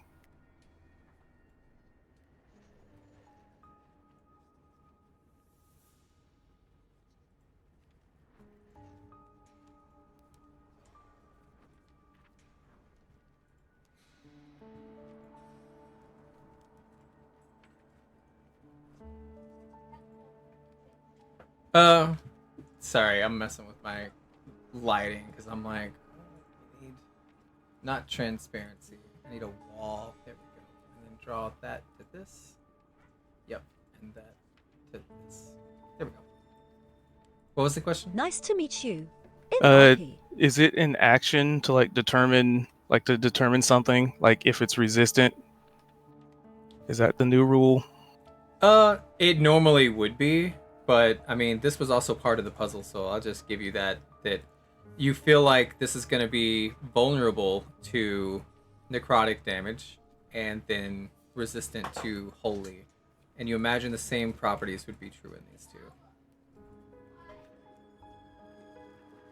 Okay. So what I'm gonna do, since it's so close to me, and it looks pretty messed up, I am going to clap my hands together. I really shouldn't, though. No, I gotta get away from this thing. This is too scary. I'm gonna disengage. You do have a touch spell. True. Oh yeah, disengage is only 30. Yeah, I guess I'll try and touch it again. Okay. D20 plus proficiency plus charisma. What's your charisma? 3? Yeah. So plus So 5. higher. hits. Yeah. Describe what it looks like, as it barely has any health, so this is definitely gonna die. So Not a pencil that out, please. she reaches out with like one finger and just sort of like pokes it like an inquisitive, like, I wonder what this is made of, but in the process, maybe to her knowing, or maybe not necessarily to her knowing, she in it she casts the spell, which it's necrotic. So all the holy magic, just all the holy energy that looks like comes from this thing, just drains away from it, and maybe it shrivels up into like just a blackened piece of coal as all the colors drain from it, and it's just left there as a husk of what it once was. And then, interesting enough, that husk seems to be key-shaped, but it's only a fragment of a key. And then I move 30 feet. Okay.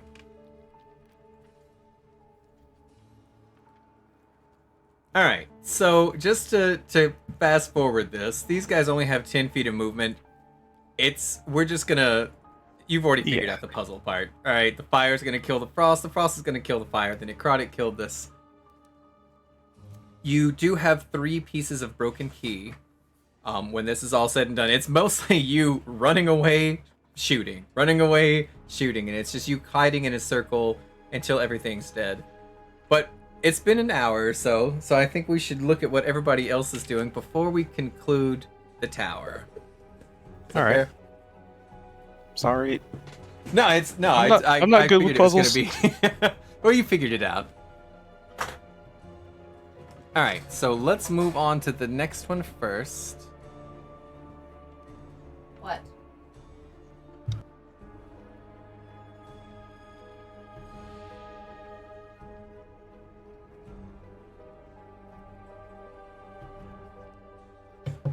All right, actually, I think we could just fast forward a little bit. Essentially, as you step back through this door, I'll bring you in here, and I'll bring the birds in here too. You realize that this leads exactly back from where you came, right? The atrium of the barb lies before you, and Rovina stands exactly where you left her, and she's actually staring at this door over here, which is the one that you just went through, but you've exited on this side. And with a smile, she kind of reaches into her red-robed pocket, and she pulls out this ornate scroll and a pen. So I figure there's no reason to delay this part. We'll just go ahead and go through it, right? Yeah, sign the paperwork. Yeah. We'll fast forward it a little bit, but yep, it's a cool scroll. I'm gonna share with you. Yeah, I got my notes on the GM layer. Okay, we'll just share to everybody. Go. Ooh, fancy. And the gist of it is, she says, congratulations on passing this challenge. You're now a licensed practitioner, and you've earned an apprenticeship should that be any interest of you in the future. She gives you your pin, which displays to all city officials that you are a mage, essentially. And you can practice magic openly, as long as you're still obeying the law. However, the scroll is meant for a mage who is looking for apprenticeship, who wants to move up in their organization. And so that's the decision for you to make. They have somebody they want you to send this to. This would be where the notes come in, but I'll type it. Instead of role-playing all this, I'm just trying to push through, sorry. There is a black-robed mage named Wahan, who resides in the city of Kalaman, which is near Vogler. She would emphasize that you must not open this scroll under any circumstances at all, and their contents are only meant for Waihan. Got it? Yep. One, no open. Says it's at sight. And Frantically then putting stuff on my bio. all right. Let me just add all players back to this bird. Enter. Copy. All right, Julie, are you there? Yes, I am. Sorry, I had to get my phone in order. Blech.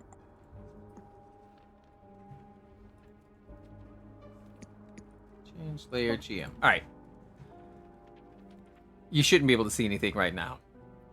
Yeah, it's just a so black.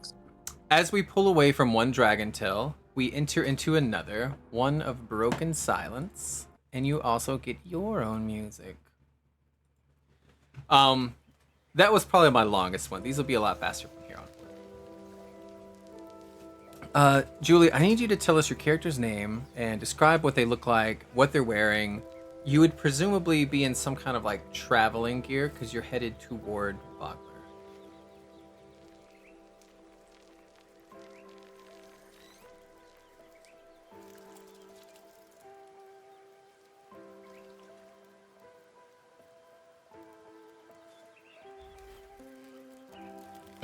Are you there?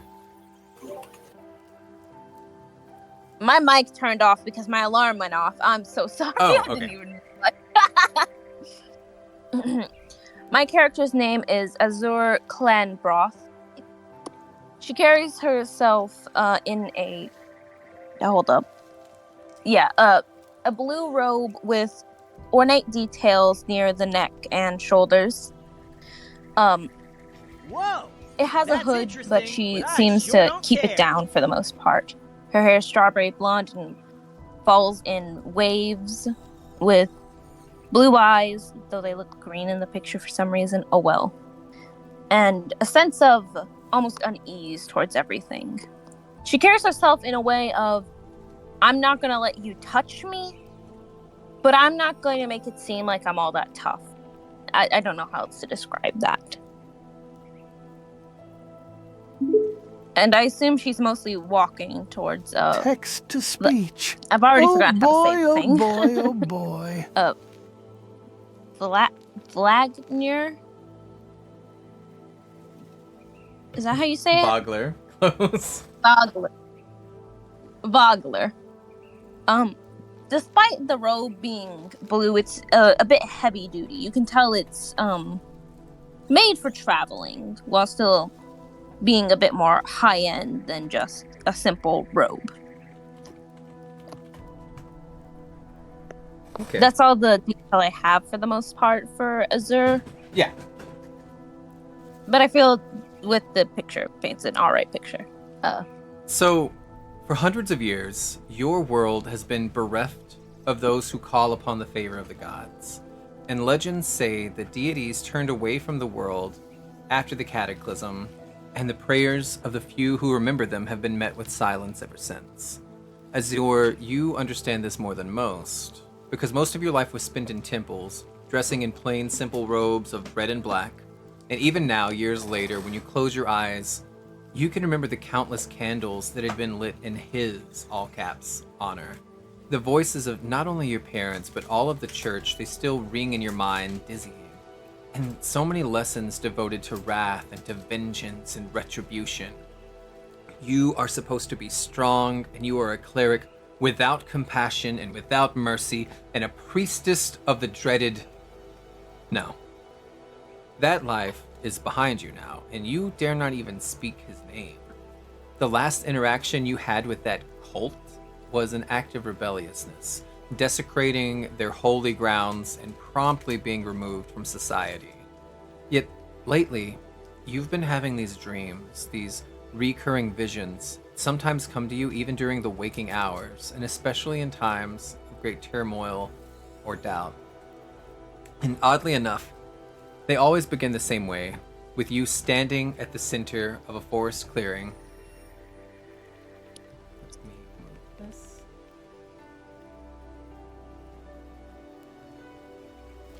Oh. Why I'm in the corner of the map? Hold up. I gotta move myself. Bam.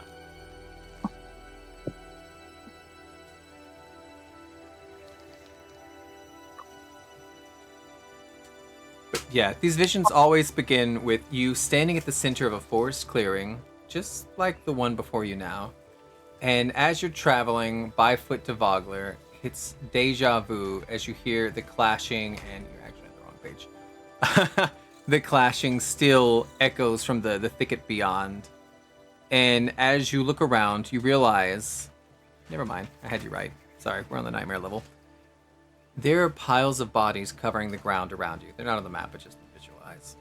Your breath turns to ice in your chest, and you're unable to escape your lungs, your breath, as you realize that this is no vision. This is reality. So how and when did this happen? One of the fallen clutches something against their chest, and you're not sure what it is, but you feel the urge to reach for it. But before you can, this object begins to glow, and then it flashes with like an intense light.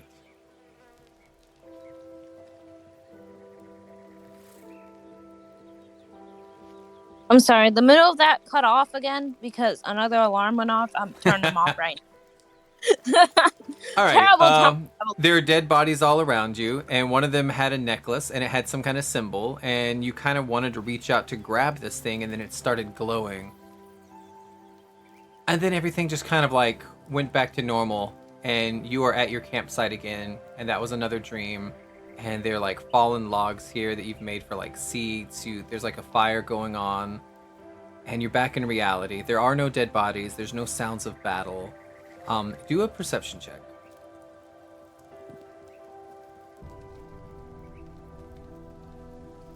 Hold on, I gotta pull up the character sheet. That's just clicking on.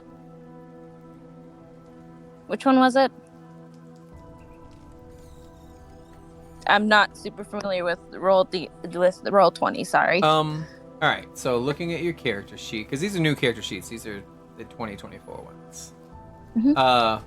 On the left side, it says skills, and then in alphabetical order, you go down until you see perception, and then you click that one. Alright, just normal. Yeah. Roll.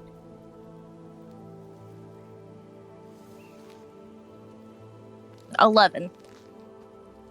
Almost perfect. The thing in your dream, it looked like an amulet, and it had like an open book kind of symbol on it, and you think it might have been made of silver, but that's all that you can remember from it.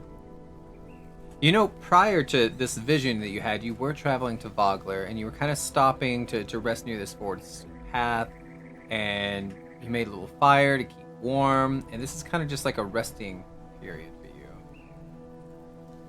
So what do you do? Azur is coming to terms with both the death of Green Shield, a great friend to her, and the current dream she's been having.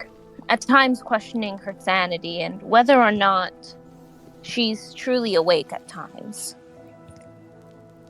While reality continues to slowly claw its way into her heart, she she takes a breath before turning to try and continue on to her path towards Vogler. And thinking about that path, like you're looking around at your environment, and if you notice, there are things, you might have to zoom in a little bit. In the leaves, there's like, oh, there's a bottle here, and there's some bread here, and it does seem like there is a little trail of things that belong to you, and like discarded trinkets and food that kind of leads into the bushes to the south. What do you do? I suppose I'm going to go investigate. Azur's caution does speak for her for a moment, telling her perhaps it's easier to just continue on to Vogler, but another part of her wonders how this got here and if perhaps there's something wrong. And leaving a danger simply unattended could be catastrophic for her later on. Ultimately, she decides to follow this trail almost. I'm not sure how she would describe it. And as you're kind of like, you can move your character, by the way. You can drag it with your mouse, or you can just click and use like up, down, left, right arrows too. I think I'm going to do that because my Chromebook's for whatever really sensitive with scrollers, so yeah, I'm just having to do the good old arrow keys. So as you're kind of picking things up, there's nothing missing and there's nothing damaged, and there's no sign of what brought your possessions here. Like, you're kind of like looking around for it. Do a survival check, actually. Uh-oh. Let me Get it up. Takes a year and a half to get up stuff. If you double click the top of your character sheet, it turns it into a little tiny box that minimizes it. I've already done that, but it still takes forever. Oh. I clicked it. Yeah, there it goes. 8. Yeah, you are not a tracker. You are not like a woodsman. Like, you're looking around for like something obvious, like, is it a bear? Something must have got this. And you have no idea, but you do see right here, there is that amulet from your dream. That does not belong to you. But it is mixed in with all your stuff. Okay. Ezra cautiously continues to pick up her items, trying to simply ignore the amulet for the better half of picking up her belongings, which she is sure she didn't take with her. But turning to the amulet, she almost feels that it'd be good to return it to whoever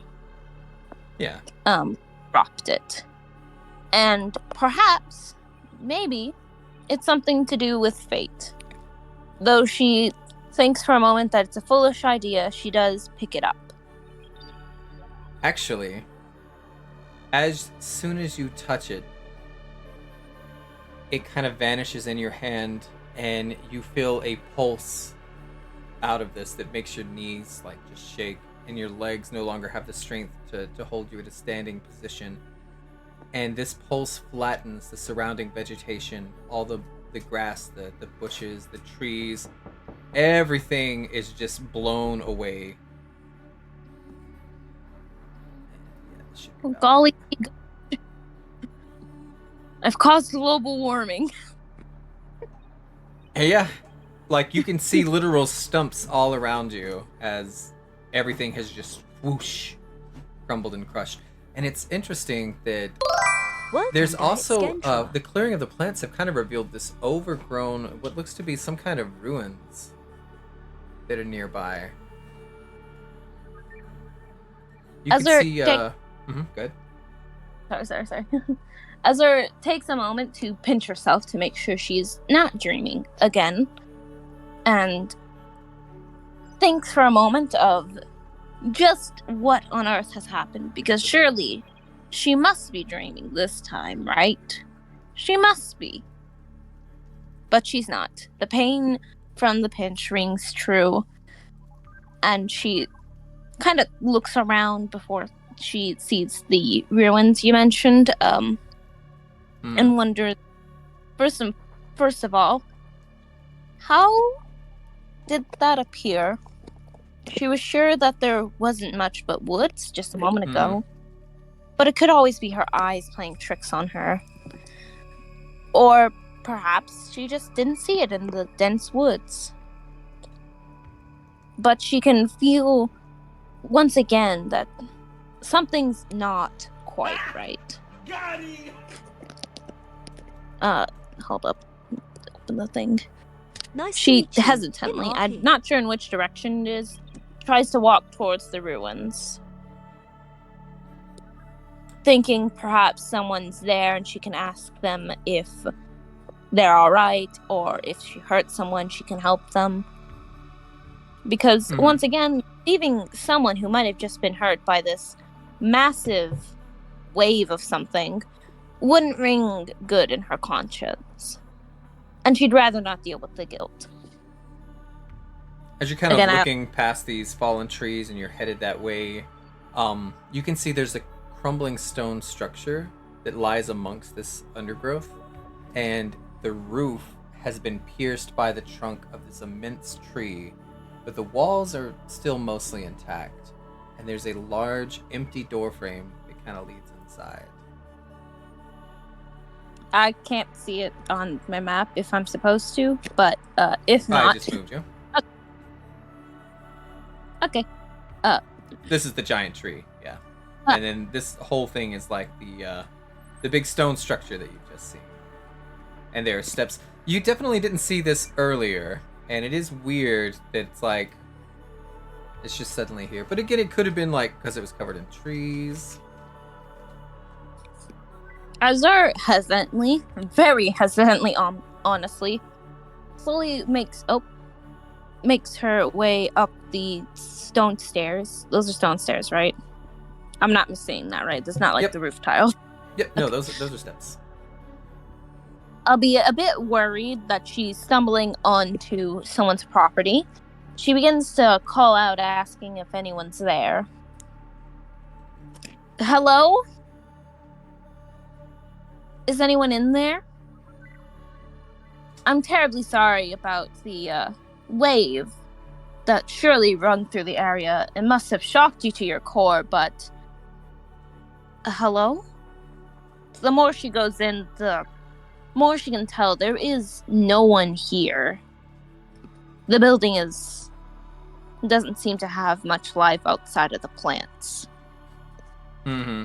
And the tree that was visible from the outside, because it was like piercing through the roof, you can see that it is broken through the ruins like marble flooring as well, and it stretches through the collapsed ceiling, and then around it there are broken statues that line the remaining walls, most of them standing in just these crumbling alcoves.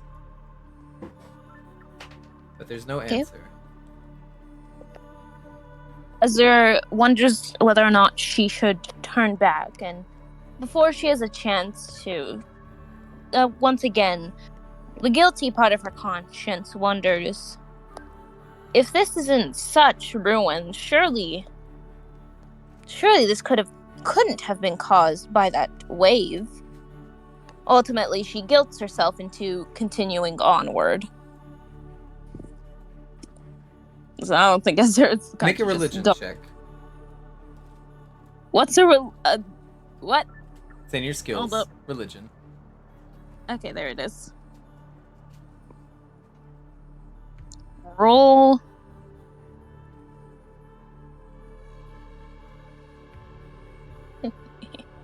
$22. Okay. All right. So you, as you're looking through these statues, these are statues that you recognize of various gods. Well.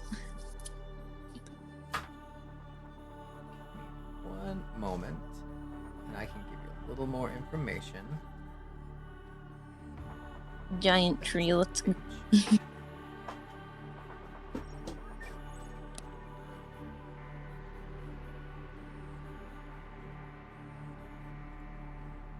So, you're at this point, you're kind of just looking around, and you're like, all right, this one is Paladine. That's the father of good and the master of law, and it's a platinum dragon, which is a mythological creature. This one is Branchala, the bard king, the god of music and poetry and the inner beauty in all living things.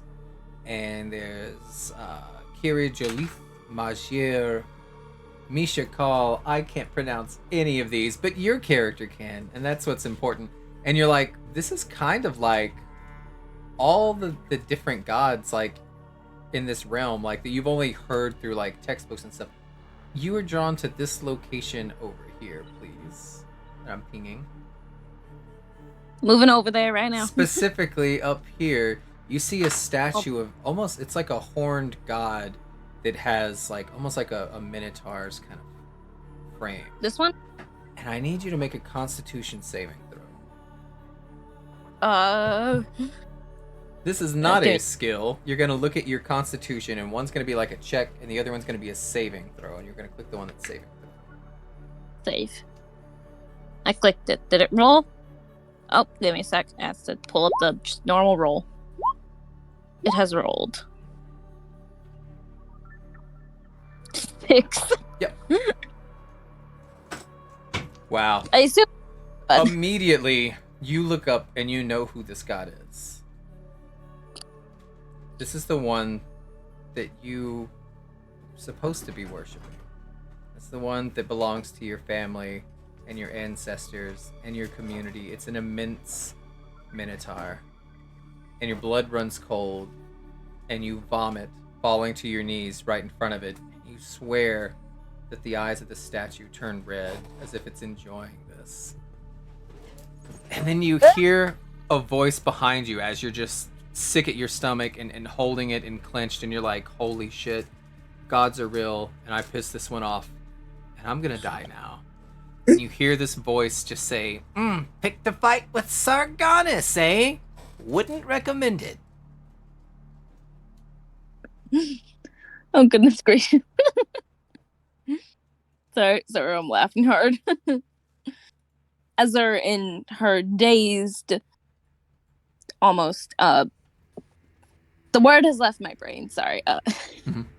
In her daze, tries to turn and look at where this voice is coming from and who's talking to her this time. Seems to be a statue of just a human man holding a staff in this corner. Nope, you're not going crazy. Over here. She slowly kind of shuffles her way over the best she can. You can Not see parts great. of this statue have like crumbled away, but to you, there's like an ethereal kind of like a blue outline of where the body parts used to be. So you might see like an arm crumbled on the floor, but now there's like this blue spectral arm built into the statue. Although, can you ping the one again? It's Left corner. okay. Let me just yeet. Oh, jeez. Close. Runs into wall.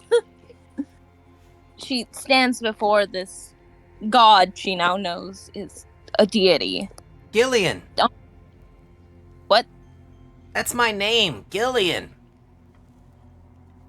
Hello, Gillian, she says hesitantly. And who Clearly, are you? picking up. I am Azur Clothborn. Hold up, I said my own name wrong. Yeah, I knew that wasn't right. I don't know how much use you're gonna be to me if you can't even say your own name. Sorry, Clanvorth. It's been a moment, and I suppose I'm a bit dehydrated. Yep, looks like you just launched your lunch too over there. You do know we don't have any like janitorial services, so that vomit's gonna be there until hopefully an animal cleans it up, or it might just be right in front of Sargonis forever. I'm sorry, give me a moment. You know, it's a little bit of a shame that so much of history has been lost and forgotten. Do you like books? Yes, I suppose I do. Do you ever destroy books? Do you ever think, you know what, let's just burn this book for fun? Not exactly, but I do think it'd be good to, I suppose, change them in some way. I don't know about that. I'd say there's no books that exist that should ever be destroyed. It's my biggest taboo. It's the one thing that really just, I'm pretty neutral as a a person, but burning books is just evil. No matter True. the contents. There are ways to simply change the content and keep the books themselves alive. So you don't think it's weird at all that you're talking to a god? Unfortunately, I'm still not entirely sure if I'm hallucinating. And I assume... Look at my right hand. Quick. She looks. There's nothing there. Well... I'm sorry, give me a sec. I can't even move. That's the oldest trick in the book, and you still fell for it. I suppose, I keep saying I suppose, I'm sorry. And as you're looking, like, you looked at the hand, and then you looked back up at him, maybe a little quizzically, you do see he now has an amulet around his neck that is glowing, and it's that same one as before, the one with the book sigil on it in silver. Goodness, I surely have fallen to insanity by now. Is this amulet yours? I've seen it practically. Oh! What a... No, that's not mine. That belongs to you. I'm sure you must be mistaken. I don't remember ever having it. Oh, it's a gift. I've been following the visions that you've been having, and they are visions, not make-believe, not dreams. That is prophecy. That is going to happen. You're gonna be covered in blood. It's horrific. I've seen it. And I feel like you could use a little extra help because you do have forces that are actively working against you, as you witnessed earlier, just a minute ago. Okay. So I would argue that you need extra protection if you're gonna face what's to come. However, it doesn't come for free. As to be expected. Nothing does. Well, this world's gone to shit. Those mortals, I can't believe that. I won't get into it now, but as a god of history and knowledge and neutrality, I really hope that you will be someone who can research this. That's what I ask of you. I want you to practice knowledge and understanding, neutrality and free will. So I want you to take this holy symbol, this little amulet. It's got my sigil on it. It's a little book because I love books so much. And kind of become my herald in this world. You can be somebody who preaches about the goodness of knowledge. And I think it would be beneficial to you and obviously to me because I haven't been around in a long time, ever since the last mortal failed me. They're in a lake of fire, by the way. Think about that. Okay. Well, one of them is. One of them's still around here, and they are not happy about it. I'll just, as a heads up, I'll warn you if I ever see them approaching. But you see somebody kind of got like a skull for a face and some black armor, you better get out of there. Don't test him. Nice to meet you. RP. I understand. I think. This used to be very common. It used to be people would pledge their services and their loyalty and their lives to the Pantheon, and each one had a temple that was built in our honor, and it was kind of like the eyes and ears for us. You know, we could see what the mortals were up to, and most of us have washed our hands completely of all of you. Wow. Okay. I suppose in that case, in exchange for helping me, I suppose you want me to pledge my loyalty to you, correct? Yep. I mostly just want you to tout my good name and just tell everybody, hey, have you heard of Gillian? He's the best of all the gods. There's no one better, especially not Sargonus, whatever his name is over there. Okay. In that case, I pledge my loyalty to you and promise to Do a spread. perception check. Okay, let me grab out my character sheet. This takes forever. Perception. Wait, is that the right one? Yep. Yeah, it is. I almost got confused with persuasion. Hold up, give me a You sec. can feel... Okay.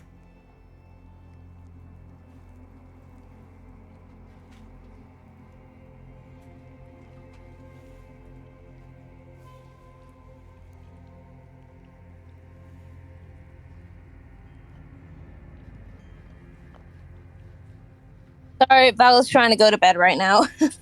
Oh, yep. All right. Here, let me show you this.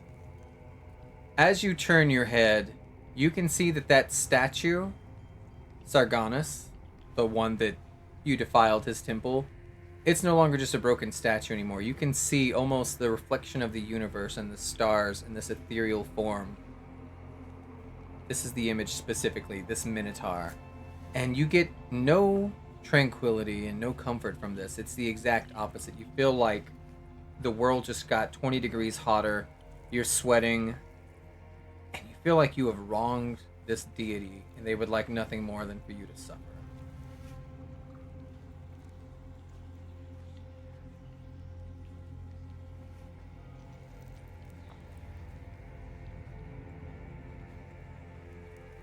I'm sorry, you were saying? Wait a minute. Sorry, Tiana and Vala. Who are you? I pledge my loyalty to you and promise to spread the word in exchange for this help. Alright, well, all you have to do is grab this amulet and you got a deal. Hesitates for just a moment before she reaches and grabs the amulet. And then as soon as you do, the structure vanishes, the statue is gone, everything returns to normal, and you are back where it started. You're back at the campfire. Let me find the bird that's supposed to come with us. There you go. The herb. Except you are now holding this amulet in your hand, and you can kind of feel this feeling like somebody's following you, like somebody's watching you. But every time you look, there's no one there. Azure takes a moment to calm down before she puts on her amulet, coming to terms with the fact that no, she's not lost her sanity, and no, she's not hallucinating. This is unfortunately real for her. All right, cool. I'm pretty sure that's it for Azure, right? Nope. You will be back in a little bit, but you Okay. could take like a probably 30-minute break. Yeah, I Phoenix, gotta go. Are you there? Okay, I'll be right back. Okay. You are muted if you're there, Seiji. I am here. I Alright. just took a second. My bad. Please introduce your character again, and what she would be wearing for travel, and what's on her mind currently. You are kind of like mid-travel, trying to get to Vogler, so that you can meet up with your She's wearing a hooded cloak that covers a good deal of her head. Only a little bit of her hair sticks out. It's a bright, fiery red. She has green eyes, a slightly pale complexion. Mainly due to the fact that she grew up in like Cliff Mountains and she wasn't outside a lot, but she was outside a little, so she's not quite a ghost. She's got a pin on her cloak that has 3 bright red feathers coming out of it, and there's a red jewel there fastened to. Probably dark brown to black traveling clothes, since she wouldn't want to wear anything fancy and get it dirty. She's about 5'7", 8", somewhere in there. I don't know if she's quite 8, but I know she might be a little bit over, like maybe 5 and 7.5, some funky ass number. But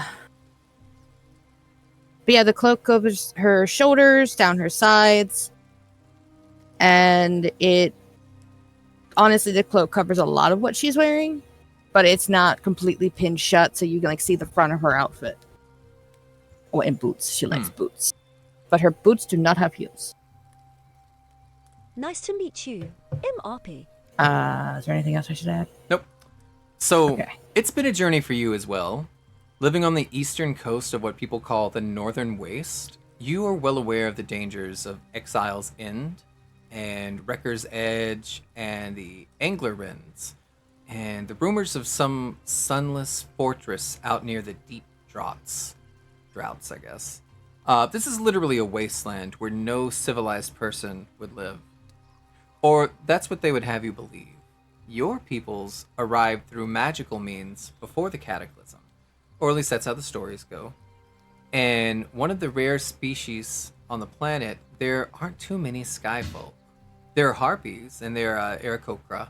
And while they're similar, they are not you nor your family. And if anyone saw you for who you are, flying through the sky, they're just as likely to shoot arrows at you as they are to wave hello. So why take that chance, especially out here where the Cataclysm's destruction is abundant? Besides bandits, monsters, and broken canyon-riddled lands, you also have to deal with what your people call the Wash. The tides are driven by Kryn's 3 moons, causing floodwaters from the Turbitus Ocean to sweep through the entire region. These unpredictable flood tides are what you call the Wash, and their harsh, salty water threatens creatures in the canyons. Sometimes the Wash leaves the northern waste canyons parched for weeks at a time. Other times the water kind of sweeps in and out multiple times in days. And while this is insanely dangerous for most people, this is important, by the way, you do have a unique advantage. Even without your keen survival instincts to kind of predict when the Wash is going to cause flash floods, you are able to simply avoid such disasters by simply unbinding your wings and taking refuge up somewhere high. you are as comfortable in the air as you are on land, but that isn't to say that it's not tiring. For you, flying would be like the same as sprinting would be for like a land-bound peoples. It takes effort. You don't weigh nothing. And you've actually seen some out-of-shape tribesmen become grounded from not exercising their wings properly. Hours-long climbs are easily circumnavigated in minutes, thanks to your physiological advantages. However, once the canyons and the rocky grounds transform into rolling plains and meadows filled with flowers, you know that it is increasingly more likely that someone would spot you. So, you have been traveling the last 2 days on foot, and you've already approached the woods near Vogler when you kind of hear something unusual near a stream. What the hell was that? Do a perception check.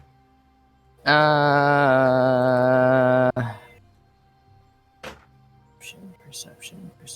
New sheets for the new D&D. Yep, I had to find it. I don't see a lot. You just kind of hear, oh, dag blast it. I can't never. Ugh, it's just the worst. Can she go that way? 'Cause Yeah. she's nosy. All right, she's gonna head in that Are you direction trying to be stealthy, see or are what's you just going on. walking up? I have no reason to hide. A little bit. Oh, did I state that she appears completely human though? Oh, Right? yeah. Okay. It's just, you just have this one thing that you have to kind of, like, you can't be flying around, basically, is what we've kind of. Mm-hmm. Unless That's why you just she's wearing really the cloak. trust someone. She has Yeah. her wings bound down and has the cloak on to hide them. If we're looking at the maps, you would have walked from like up here-ish, anything that's kind of like red and barren, the wash comes through and floods absolutely all of this stuff. But it also does that at your home too. And that's why you have this advantage of like, if the wash comes in, you just fly up, right? Whereas other people, sometimes that's just death for them and animals. But you are closer to, I imagine, like this kind of area out here. You're definitely by maybe up here at the Angler Rind, like where the spring is. There's definitely like a little babbling brook kind of action going on right now. And as you're walking through, because again, it's no longer this hardened like dirt and clay anymore. Now it's like meadows and flowers and all that good stuff. And you can see there's a boy. He's got human, maybe dark brown hair, tan skin. He is sitting on his butt and he's holding his ankle. It seems he's at the bank of a creek. He seems to be wincing. Oh dear. She would approach him slowly, not trying to hide herself. Like, what happened to you? And as you approach with a perception check of 7, you definitely step on something, and it is the hilt of a wooden sword. Like the blade and everything, it's all wooden. And this guy, he's probably like 17, right? So he's not a kid, but there's definitely a wooden sword next to him. And as you step on it, it doesn't break or anything, but you can see like a flush to his cheeks, and he's like, "Oh, I was just out here doing fishing, and just, you know, and Fishing with a sword? Oh, how did that even get out here? Oh, wow. I don't even... it's crazy that that's there. You're training. Nothing wrong with training. Oh, yes, ma'am. I do want to train because I want to be, you know, like an adventurer someday, or a knight of Solamnia, or a squire. And then he winces again, and he's kind of twisted up. He seems to be in a lot of pain. What happened? What's wrong? I was practicing with that sword on a tree, and I slipped in the muddy riverbank, and my legs all twisted up at the ankle. Oh, how far is town? She's gonna look around and try to figure out how much further it is. Or, I mean, I don't know, like 10 hours away, maybe. you went 10 hours away from home to train? Well, I was patrolling. But usually patrols are in twos. Where's your friend? Well, I'm not an official patroller. I just wish I was. And so I thought... So you went out wandering on your own? Yes, Do you have a horse or something to get you back, or? No, I ain't rich. Oh, I don't think I can carry you. No, dear, I don't want to leave you here. I mean, I'll be all right. It's okay. You don't gotta. Hold You're not on. responsible for me. Do you mind if I get closer? Yeah, that's fine. She's gonna step closer and kneel next to him and try to gauge if maybe if just like a splint would help. So I'm gonna do a medicine Mhm. check. So, well, this person dirted it. You think a splint might work, but you're not sure, especially if you're getting a splint and then you're gonna walk all day on it, right? It's kind of like, eh. Well, maybe we can try splinting it and I don't know, find a big stick for you to lean on. I mean, yep, whatever works. I'm Derek. Do you know how to by the tie way. a splint? I can find. Oh, I don't nice even to know meet what you, a Derek. I'm splint Phoenix. is. Oh, I was just agreeing with you because you sound so confident.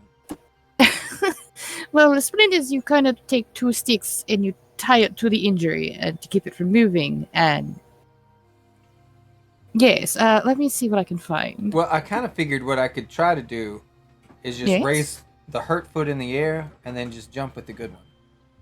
That's going to wear you out. In 10 miles, that's going to be a long trip. And if I hold my arms out to the side, I should be balanced, all right? Well, maybe we find you a large stick to lean on. That might help. Yeah, I could lean on, this practice sword here, but it's not that long, so. Nah, let me see if I can find something. They are near trees and stuff, right? Yeah. She's gonna go Do a over to the survival tree check. line, see if she can find a decently length stick either on the ground or a branch she can try to break.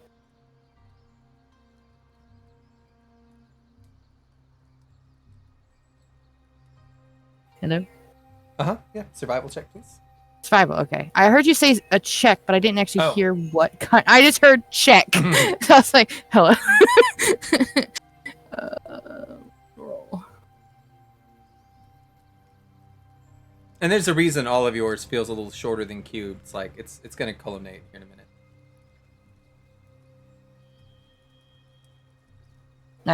Alright. With the 16, do Cumulate? I I find bet a it's good cumulate. stick? Sorry. Are those two different words? What? I don't think they are. I think it's just cumulate. Who are you talking to? Myself, mostly. I said columnate or whatever. I was like, cumulate. It's cumulative. Accumulate, yeah. It means to stack upon each other. Yeah. Or together. I think I said The culminate. 16, can I find a decent stick? 16. Yeah, easy.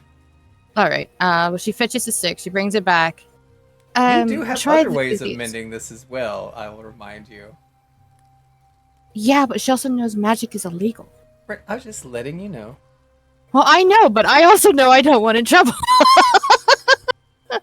She's going somewhere, and she knows magic is not supposed to be used because she definitely learned that from people who have visited. So she's definitely not going to just go willy-nilly magicking somebody she just met. That's a good point. Now, if it was someone she knew and wouldn't tell on her, yeah, she would just heal Now them with up. deductive She just reasoning, met. It is She like, just met Derek. yeah, no, exactly. You You know did it say would be Derek, right? faster, Derek, with a T at the end. Oh, Derek. Sorry. But you don't know him. It will slow I don't you want to down getting to Vogler if you're having to carry him, or not even carry, but having him wobble next to you. But this is your decision. All right. How's that? Is it good? And he puts a little pressure on it, and you can see him wince, and he's like, "Yep, I feel even better than I've ever been. Good as new. I could probably take off running if I had to. You are good to go." And he gives you a thumbs up. You sure you'll be all right? Oh yeah, I'm out here all the time. Besides, I got that, and he points to the little wooden sword. So if any bears or anything come out here, I'll just what you do is you raise your hands up in the air to pretend you're bigger than them, and just go, That only "Get works out of here, on bear!" black And it bears. usually works. It only works on black ones. Oh, we got the Big big brown brown ones ones? here. You're more likely to die if you do that then. Well, I'll You just want climb to- a tree if I see one of them. Depending on which kind of brown bear, they can climb too, dear. You'd think they'd be too heavy to climb. But for most brown bears, you just want to play dead. They'll leave you alone. They don't like Alright. eating dead things. Well, that'll be They're not easy. scavengers. They prefer to hunt. So if Right. you're alive and running, they're There's going to that, chase. and wolves, and goblins. wolves, kobolds. Well, I can't carry you. No, And I have I'll a be good by funeral to get myself. to. Oh, And I I'll have be a good by funeral to get myself. to. Oh, You yeah, I wanna be gotta go. fun? Yeah, Mr. Green Shield's funeral. Oh, I'm you're going going to there his too. funeral too? Of course. Hmm. Okay. He's like a grandpa to me. I loved him. Oh, well, He's really important to the town. then why'd you leave the town when the funeral was coming? To make sure that it was safe for everybody who was trying to come here. Okay, that's a valid point. Well, I don't know. Could she try to heal him sneakily? How would she do that? She Um, could. well, what I was thinking is, maybe she gets a bandage. Like, here, let me wrap your foot just to be extra cautious, because he's got to stick the lean on to keep his foot in the air. And while she's wrapping it, she would attempt to heal it. To hopefully, with her hands moving, wrapping, he wouldn't see that she used magic, and he would just feel better. All right. May I do that? Do sleight of hand, and I'll give you advantage on it because he just kind of trusts that you know what you're doing because you taught him the word split. Advantage. Oof, only a 12. 12's still good enough. All right. Okay, Are you so- burning a spell slot? What do you use? What are you using? Where are my spells? Oh yeah, we're using the new sheets, so let's open. I don't know where my spells are. It's definitely in the middle. Let me get to Ah, it. spells, found it. Yeah, where it says spells, right in the middle of the page. That's it. Yeah, she would just use Cure Wounds while she's doing it so he wouldn't notice. You have 2 spell slots, and you're gonna use one on this NPC. Yeah, she's a good I'm just person. being clear. Yeah, she Okay. would. All right, Do I just click it in this one? probably. Ah, here you go. Cast. And how do I mark down I used it? Where's my spell amount? On the spells page, there's 2 check marks next to first level. You just remove one. I don't. Oh. Okay, I removed one. Alright, figured it out. Wait, did it Rainy, not I'm roll? busy. Huh? I'm gonna click it. It didn't roll. Oh. These How do I sheets are make so it roll? laggy for me. I think I have it on Do I combat. click this? Nope. Mm-mm. Oh, it says Uh. cast at a first level. Okay, I see. It's Where? super laggy for me, so I am gonna get off your sheet. Where it goes Okay. spells, and you scroll past first, and then you click Uh-huh. Cure Wounds, and then it popped up and said, "What do you want to cast this at?" Which you're only Yeah, and I Oh, clicked it, and then it posted Long the King thing in the Bark. chat. All right, just roll 2d8. We'll get it figured out after. Okay. 2d8 plus your mod. I think this is stronger than the 6th or the 5th edition version. Yeah.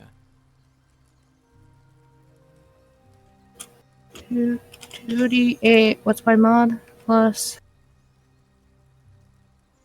How do I know what my mod is? It's your modifier, so wisdom. Wisdom level?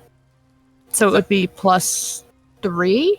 Yeah, I'm gonna look at somebody else's sheet so it won't lag us. Because I have a 16 in wisdom, and it says Yeah. I have a plus 3. Yep. Okay, so plus 3. This is so laggy. There you go. That was a good roll. Holy shit. Oh, you all right? So you heal for 16. Like you can see like the color return to his face. He feels like 100% better. Like everything that could have been wrong, even if he was tired. From the There. track How's that over wrap here, doing now? Does it feel better now? He puts like a little pressure. He's like, "Wow, you did so good. I can barely feel like I'm hurt at all." All right, we'll still take it easy. We don't want to risk it re-hurting. No? Yep. And then he does like this thing where he starts picking up the speed, but he's still using his stick, and so it's a little. He swings the stick out and he leans against it, and he almost like a little kid, almost swinging on the stick a little bit, right? Like you might. He's with using it crutches or like a something. vaulting pole. Yeah, exactly. He's vault poling, Okay. doesn't he? He's like, yeah, this is way better. And you can tell That's he good, keeps that's trying good. to Just- not like touch down fully. He keeps trying to like just Just the definitely tip be of his careful. toes. It's like, And I guess she'll walk with him since we both have a funeral to get to. Mm-hmm. And what's your name again? Oh, it's Phoenix. It's nice to meet you, Derek. Yep. I'm over there. I've been raised in Vogler ever since I was a kid. They raised me. We didn't have an orchard, but they just raised me on without one. And kind of like the community was my family a little bit. Oh, And so- you're an orphanage? Uh-huh. Oh, I'm Or an sorry to orchard. hear that. Yeah. Yes, an orchard is Totally the right word. Yep. All right. It's where parents who ain't got babies can come shopping for some. Yes. So how did you meet? I just forgot his Ispin? fucking name. Ispin, yes. I'm so sorry, I forgot the name. I've been here probably 10, 15 years even. And he just always kind of lived here. He retired here. He liked to fish here. And he's also one of the knights. There's also another knight, Miss Becklin. I work for her, kind of. I ain't her squire, but like I'll go like pick up food for her and do laundry and stuff. Pretty kind of you. Oh, and I can't wait for you to meet my best friend in the whole world. His name's Hubert. He's got an elephant. You ever seen an elephant? Like the big gray things that are usually in the zoo. Oh, massive. It is How massive. did we get an elephant? I think it was him and Mr. Greenshield fought some kind of evil knight, or I don't know. It was some kind of I evil expected him to businessman. give me the reason I knew that he stole it. No, he doesn't know. I see. That's my best Interesting. friend in the whole world. You gonna really like him, and he's just like I look forward to meeting him. pole vaulting like the whole way. Alright, well, she's keeping pace with him. And they got it down. There you go. That was fun. Let's see. We'll put some Bogler music on. I don't even remember what I wrote next, so good luck. Tasha, you here? Yes. All right. Zalai, using your microphone, please tell us what your character looks like. You are not traveling right now. You're actually on patrol with the Knight of Salamnia.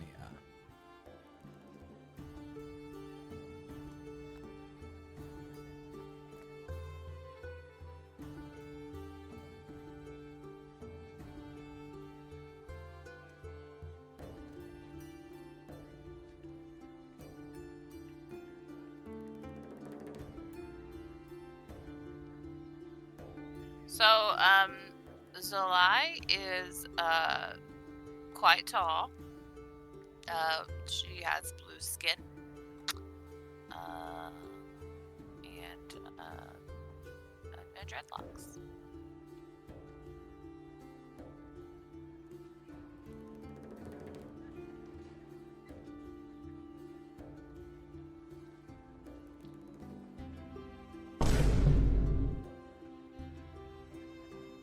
Sorry, I'm getting my buttons fixed. Okay. So you've been in Vogler for the past few months or so, and in that time, there's still plenty of people who kind of side-eye you for being massive and exotic. So being outside the city's gates right now is actually kind of a welcome reprieve. But the irony isn't lost on you. You've literally joined an organization that saves people, but it seems most of them would mock your order. They see you and the work that you're doing as a joke. However, there are a few people out there that are appreciative of you. One such stands directly in front of you right now. Her name is Becklin Uth Viheren. Becklin has just recently recruited you to be her personal squire. Just like Becklin. Becklin, with a B, like Becky. Like, oh my type god, that. Becky. Alright. It's in the letter that was shared with you. Alright. That was the signature Oh, okay, they I had see to it. read. Okay, we're good. Becklin has just recently recruited you to be her personal squire, which means this is like your step up into actual knighthood. She hasn't had a squire in many, many years, and she was expected to retire, but it seems the world was always going to need service of her, right? So right now, just imagine like at the very north of here, where like the woods and it goes to the high hills. I guess we'll go back to the hex grid. Kapow. Here, I'll change it. You are out here.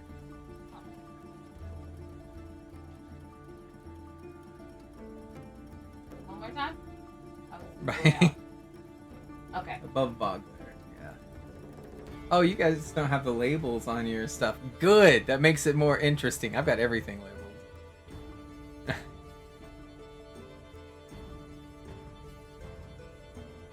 And so it's just this elderly. Let me find her picture so I can share that with everybody. That's her. This is who you're gonna be squiring with right now. Which technically, you're like towering over her. You're a Goliath. You are You messed part up my giant. typing, man. Sorry. I can't fix it now. What can you not fix?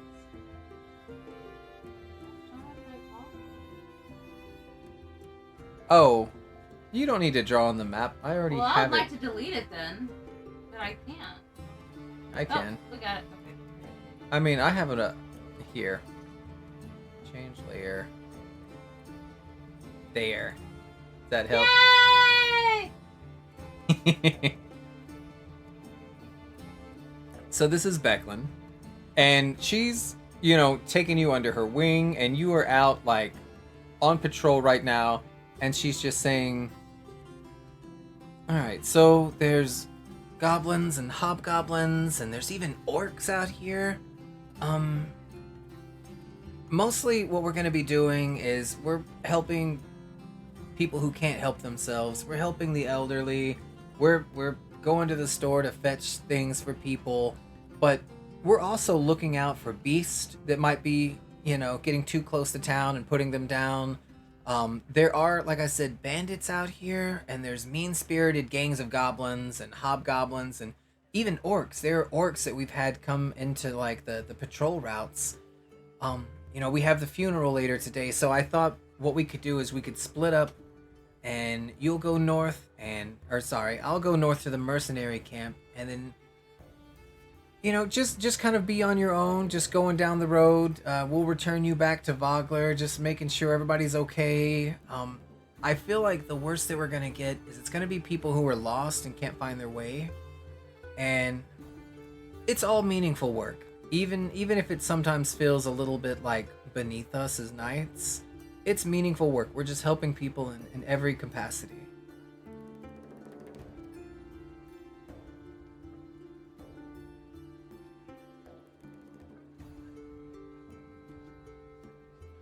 Are you hearing me up there?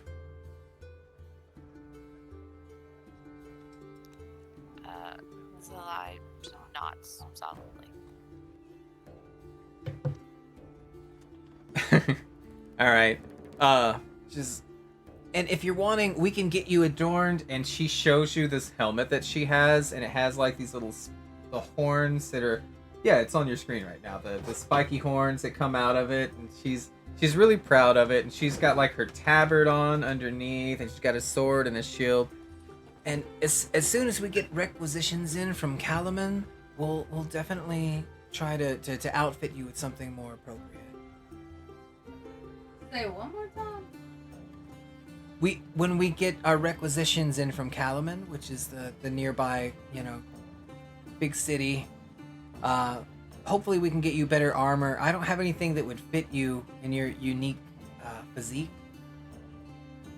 I'm just playing a nice version of Maximilian Voldemort right now. So I kind of giggles. Yes, I am indeed. Unique physique. That is a term. All right, well, I'll meet you back in time for the funeral. I'm gonna go up to the mercenary camp to the north. You just have to patrol to the south, and then we'll meet back in, I don't know, a couple hours. Just try to help people. Try to, you know, make sure there's no like wildcats or grizzlies or wolves, anything out, you know. Aye. We're gonna have probably upwards of 300 people that are gonna be at the festival tomorrow. So that's where the big work's gonna be. That's where we're gonna have to keep an eye on everybody. Looking forward to it. All right, and with that, she definitely takes off going north. You are free to continue the patrol that she's assigned you, or you could do anything else. Well, no, I'm definitely gonna patrol. All right, then roll a perception check.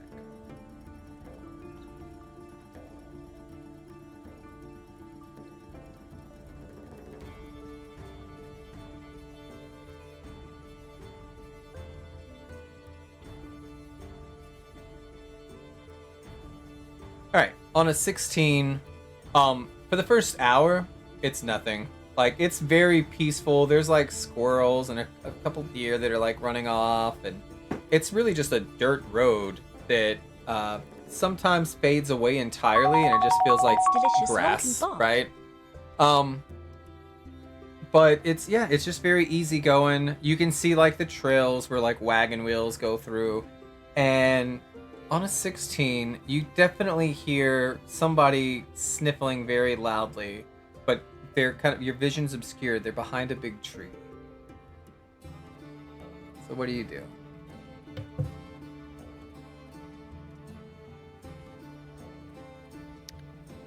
I think that's what I would try to peek around quietly. Okay, make a stealth check.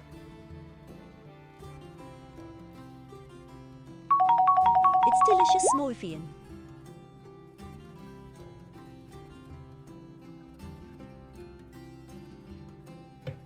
So you creep up, and it is a kinder. Kinder are about 3 feet tall. They're similar to like hobbits or halflings, except they have elven features, right? So, like there's like 30 kinder that live in Vogler itself, right? It's very like dwarves, kinder, humans are like the main population here. This So do I one's a recognize this kinder? do a history check.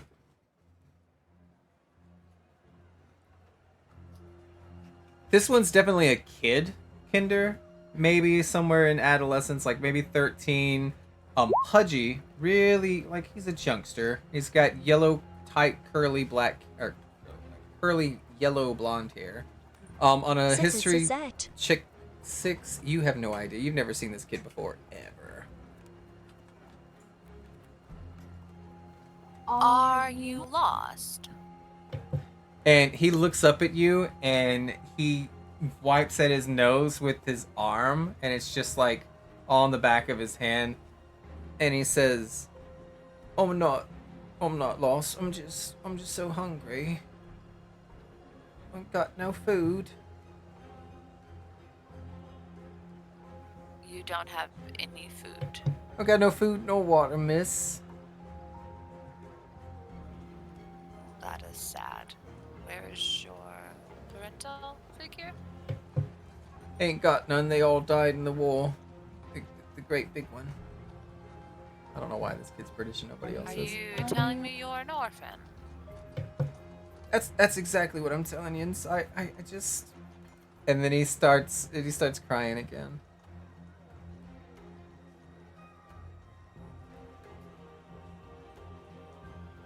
You wait. I didn't hear anything you just said, Tasha.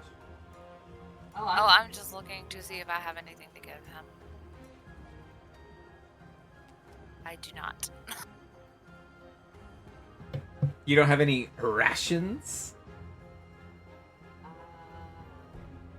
Unless they're in the Explorer's Pack. Oh, yeah, scroll up. Wow, I guess I forgot to give you any food. You do not have any. Yeah, you're right.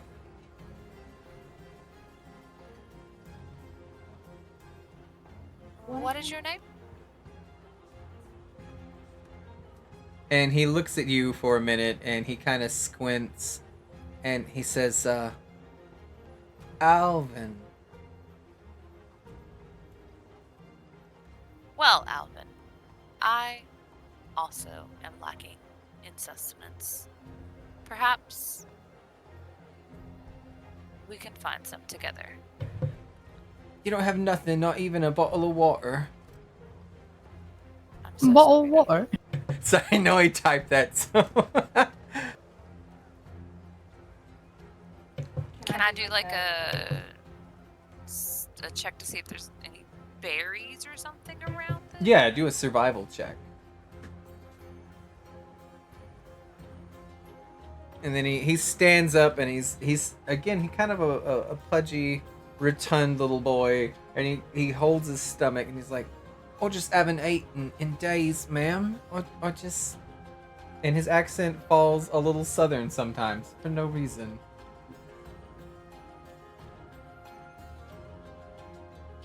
Do I see any berries or no? What is that? Survival 18? Oh, 100%. You can find all sorts of berries, and Mushrooms, the edible kind, you know the difference between those and like the poisonous.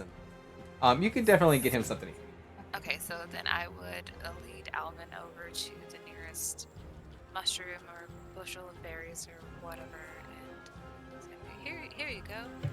Let's eat. And he says, "You did it, ma'am. You saved the day." And he gives you a big hug. Are you accepting? Are you I reciprocating? very stiffly sort of stand there while he hugs me. All right, I need you to make a perception check as you hear a rustling in the woods.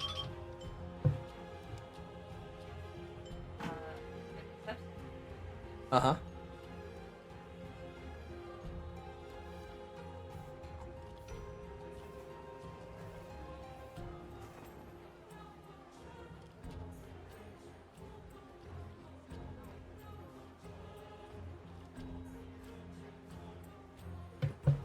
All right. On a 20, the rustling in the woods was absolutely nothing. It was just a red herring, and it was a gust of wind. And you feel this pudgy little kid slip his hands mid-hug into your pouch and start removing coin from your purse.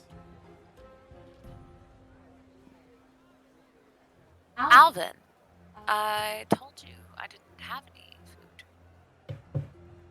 Alvin!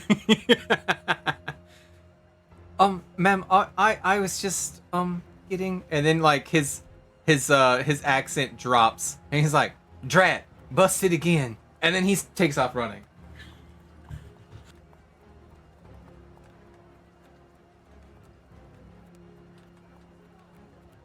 Did he get any of my coins, or did I catch him? Yeah, 15 gold. He took 15 gold? You can chase him down. He's small. Okay, yeah, I will try to catch the tubby little boy. All right. I need you to make an athletics check as you try to chase a tiny 2.5 foot tall kid through the woods. Do I get advantage considering I'm like 7 feet tall? Does actually your stuff as species is on your thing. Let's look. I'm gonna open your character sheet. I should have showed everybody what everybody looks like. That would have made a lot of sense. We'll see the tokens in a little bit. These are so slow. Come on, wake up. What do you need to know? Yeah, I'm wondering if it's being slow for me because you're already looking at it, and so it's breaking it to have multiple people look at it. Oh, here we go. I just wanted to see what feats that you get for being a Goliath. Because I thought movement speed was one of them. Yeah, so you have an extra 5 feet because your legs are so long. And then here, I'll just press wait. My browser tried to close. I need to stop clicking people's sheets. Did you roll with advantage? I don't know how to do that. You can roll again. How do I roll? Yeah, just click it again. Oh, it says at the top whenever you came to that page. It said, do you want advantage, normal, or disadvantage? Oh, well. Okay. Alright, so that's a 13. On a 13, you definitely catch this kid. How do you want to catch him?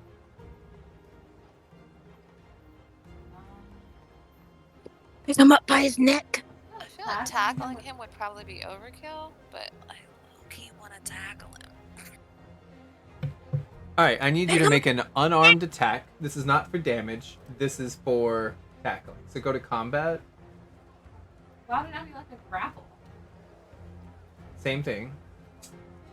Where am I going? Alright, combat. And let's scroll down. Unarmed strike. There we go. That'll work. Alright, 16. Alright. How tall is your character? Like 7.5 feet tall? Yeah. Blue skin, dark hair. This is again, a normal kinder stops at about like 3'2", would be like a tall kinder. So this kid's probably like 2'6", right? And like a little baby deer out there, and you just fucking plow into him, and your whole body collapses on top of him from the outside. I would try to not not put all my weight on him. Okay, but still, the size of you, even if your knees like drag in the grass to like brace yourself so that you're just trying to wrap your arms around him, from the outside, it blankets him entirely. Nobody would even be noticing that it's like catching a little baby piglet almost, right? Okay. Until you raise up and he's squirming and kicking, he's like, "Get off me! I didn't do nothing to no one! I never have!" His voice has changed 3 times. Literally all of my money. I didn't know it was all your money. Would you like to insight check that? Or do you not care? I don't care. You should have been insight checking all of this. I would just give it back.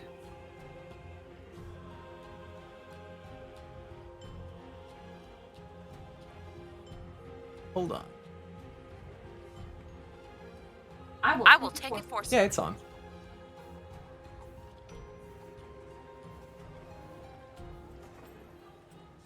He says, "All right, ma'am, you got my money. I'm ready to just." And he grabs the 15 gold. If you got like, let me have my hands back and let go of me.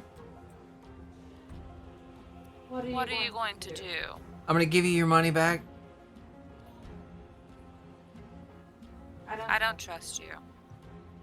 Okay, well then I guess you can just hold me for the next forever, cause I ain't got nothing else I can do. Can I just like rifle through his pockets and get my money? Yeah.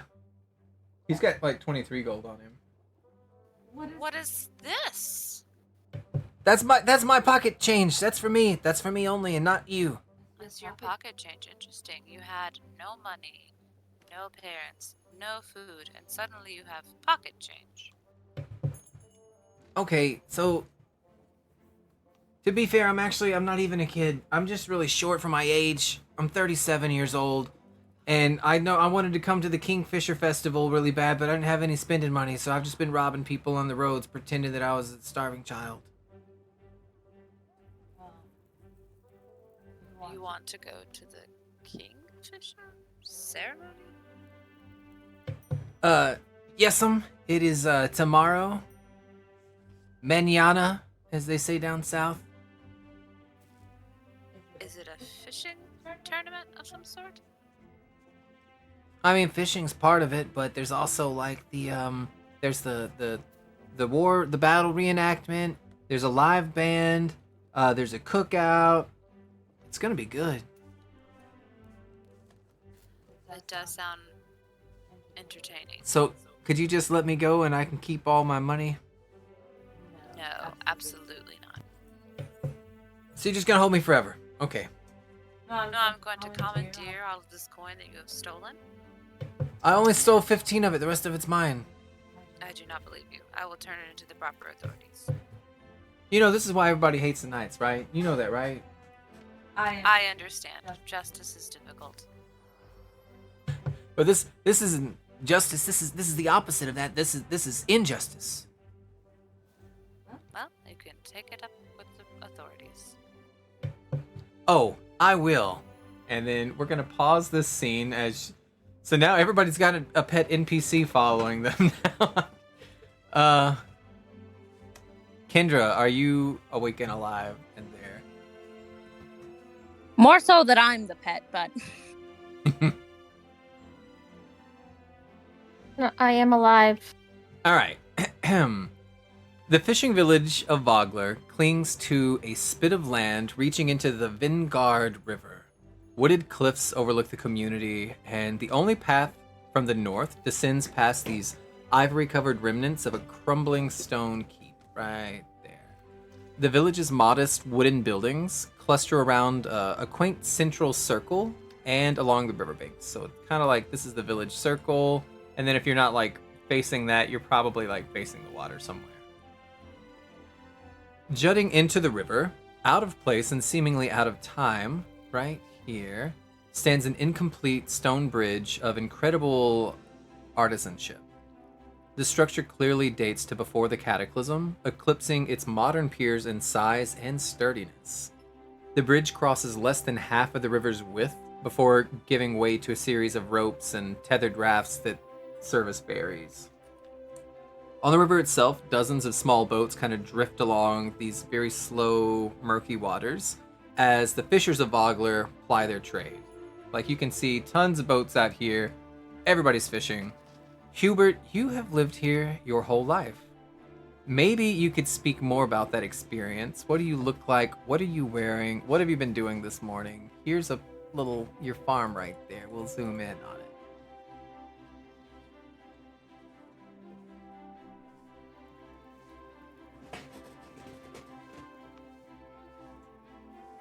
Howdy there, whoever I'm talking to. I'm just wearing my old farming outfit with my favorite hat. This morning I went out to go see Ed, my pet elephant, and tell him how much I love him. And then I went out to the farm and started checking on all the plants and stuff, and I came back in and I checked on Uncle William to see if he needed any breakfast or anything, and then I headed on down to the market to sell some product to some people. I feel like I'm trying to sound like Uncle William. It's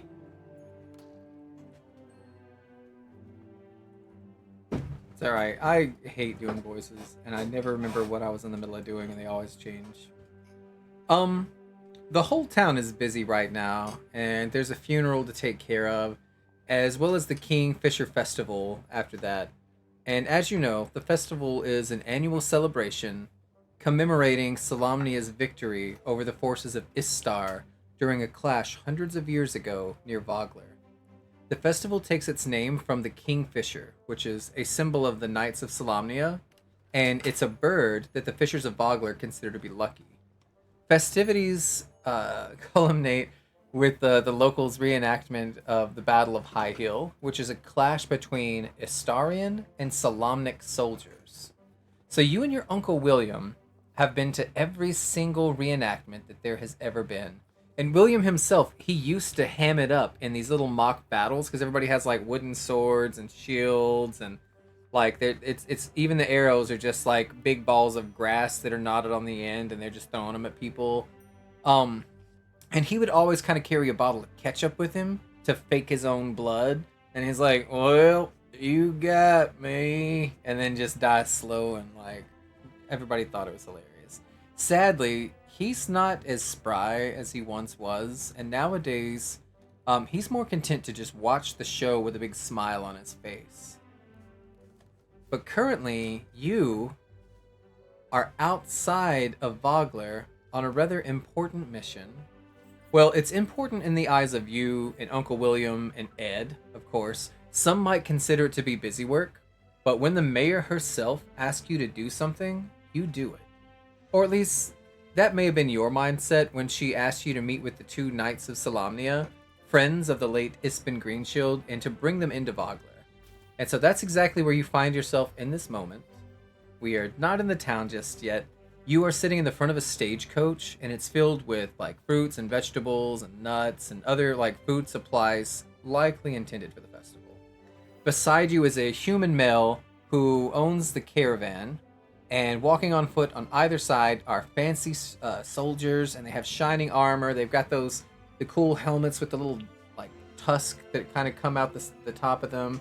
They have swords. One is a bald human, and the other one's a lot tinier. It's this kinder woman with long blonde hair. Travis is the name of the carriage driver. He's the one who's sitting next to you. And then you've learned that Wumples is the bald human, and Pepperjack is the kinder.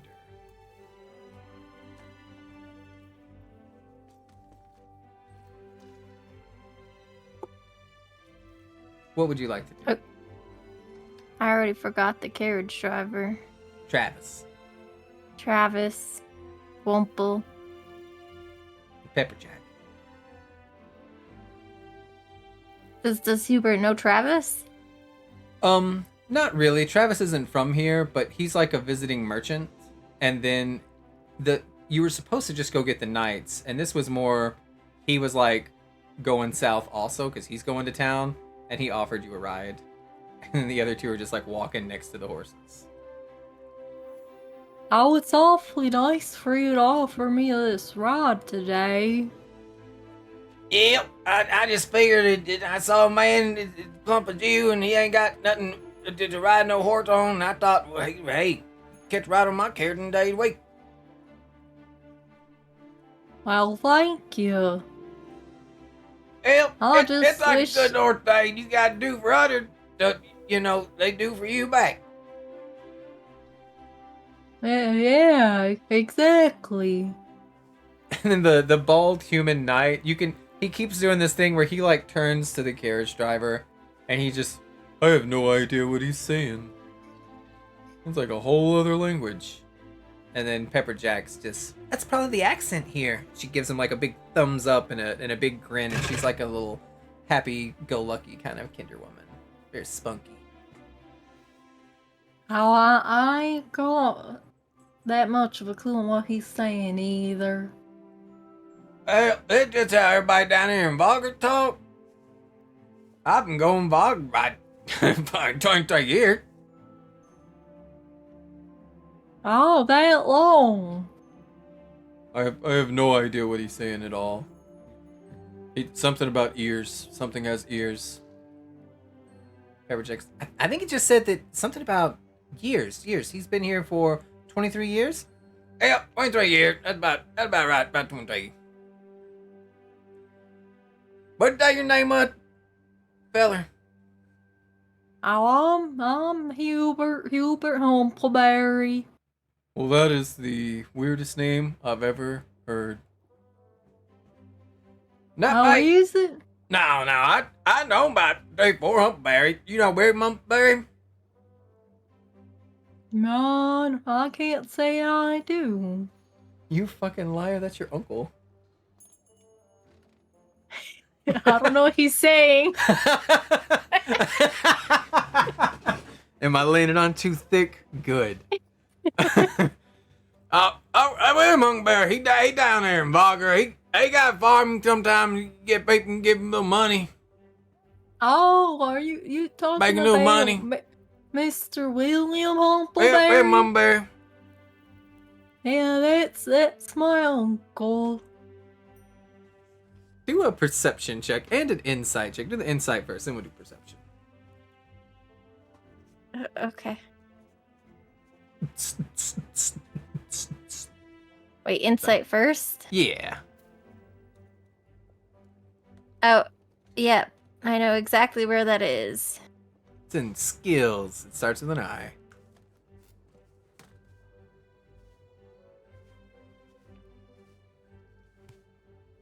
Nice. All right. This guy is very genuine.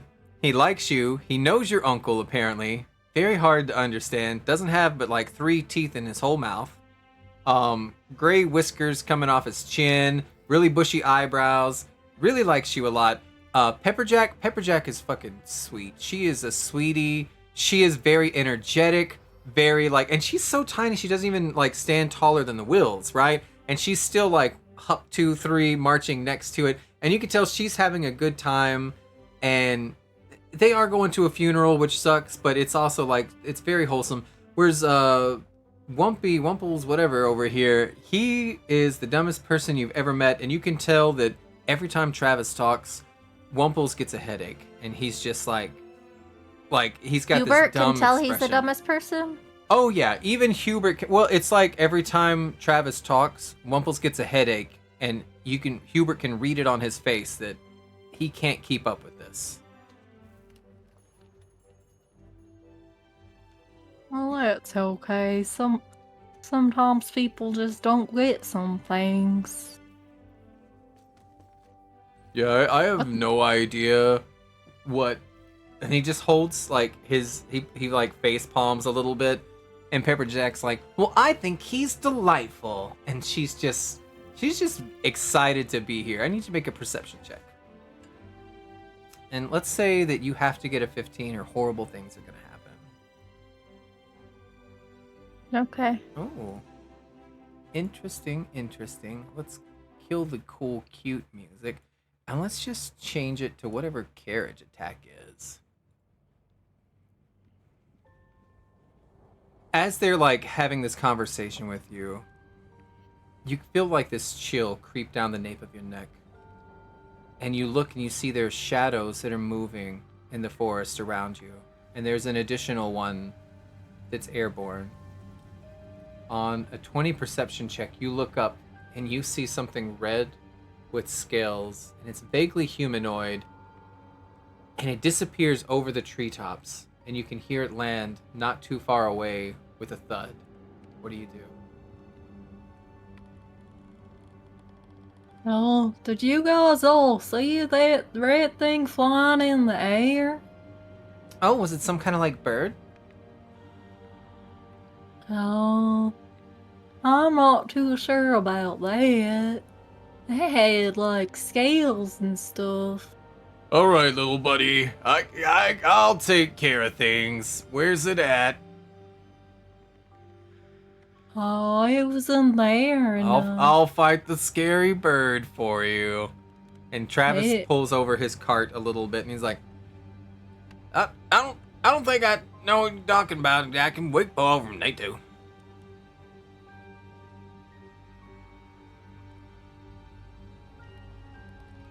I went into some bushes. And you can see at least 5 figures in the woods, taller than you. Maybe a little taller than this Wumple guy, maybe by like a foot or two. They're about 6.5 feet tall. Very bulky, covered in black cloaks, and they're just these hulking figures. And as you're kind of like waiting, you see the knight, Wumples. He pulls out his sword, and he goes to investigate, but he's going entirely in the wrong direction. And before you can even correct him, it just happens in a flash. Travis's throat gets ripped out by these red, thick claws that are scaly, and the blood coats your face as it just juts out of him like a sprinkler of crimson. Why would you do that to Hubert? He makes these gurgling noises as he reaches out to you, Hubert, and you hear Pepperjack scream, and she says, "Get out of here! Go find help right now!" And then she just dives in, sword and shield in hand, and they rush into the woods. What do you do? Oh boy, oh boy, oh boy! I just start running. I'll run to my best friend. You were in the middle of the woods. God damn it! Where am I supposed to get help from? Going south down the road will lead to Vogler. But they're coming from the south. You could go to the mercenary camp that's north. How's everyone? Okay, I do whatever that person told me to do. Alright, I need initiative from Phoenix and from... I'm trying to remember everybody's name. I gotta cheat and look at the sheet. From Zalai and from Azur. Mine's in. Hold up, where is that again? I don't know.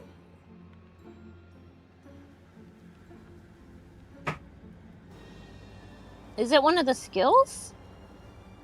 No. On your sheet near where your face is, your icon, there's a big red initiative button.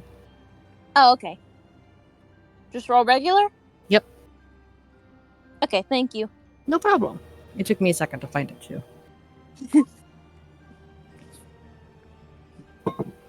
You'd think the big red button would have caught my attention faster. I got a 4! That's okay. It's kind of average sometimes. You also have +0. You don't have any stats to give you a plus to it. I have +2 to mine. Alright, so... Phoenix. You've been walking for hours and hours. Talking to And Darrett. Darrett is a simple guy. And he doesn't have a lot of like worldly knowledge or experience. He's very small town, lived in Vogler most of his life. But he's kind, right? And he's like, I just can't believe. And he keeps like jumping up and down. And he's like, I guess I'm just made of tougher stuff. I had no idea that I could. And he starts smacking his like the bandages and stuff. I can't even feel it. I mean, I could feel it. I mean, I wouldn't like hit it. But I mean, hey, have you? And then as you're having this conversation, it's like a very Mayberry moment, like two friends with fishing poles, like in the rung of like their shoulder kind of ambiance, right? And that's when this squat man comes out, face covered in blood all over his clothes, and he's running down the street towards you. Oh my god, what happened? Hubert, What is that? you find two people. You know one of them's your best friend in the whole world, and you don't know how he got here, but you found him. And there's some woman next to him. And it seems Darrett. Uh-huh. There. Okay. Oh boy, oh boy, oh boy. Darrett, I found you. Oh boy, oh boy, oh boy. It's my best friend in the... Why are you covered in blood? Yes. There's scaly claws. Throat. Scaly Oh, claws. that way. Okay, deep breath, calm down. I don't Big know what scaly to do. Mr. Travis, claws? he's gone now. He can't be living Travis? now.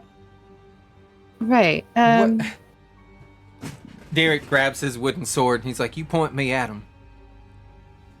That way, right? And he takes off running down the road. He's like, they ain't getting a Vogler. They got another thing coming. And he just, as fast as he could, just bolt. Oh, I feel like we should help him. You do understand he also has no weapon and no training. Like, he's got a stick. We have to help him.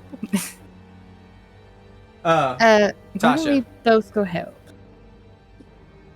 Zalai, as you're on patrol, you see Darrett. You don't know too much about him. He's like a local kid at Vogler, like teenager, right?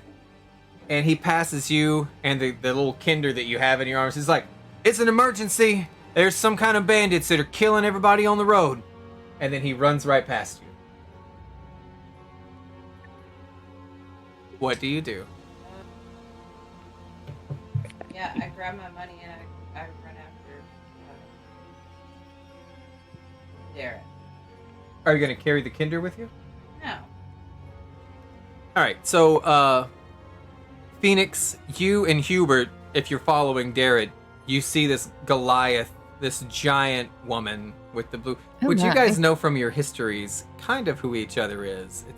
This is Salai, and she was carrying, against his will, like a small, like, kinder child, and just drops him into the grass after taking money from him, and she starts following Darrett.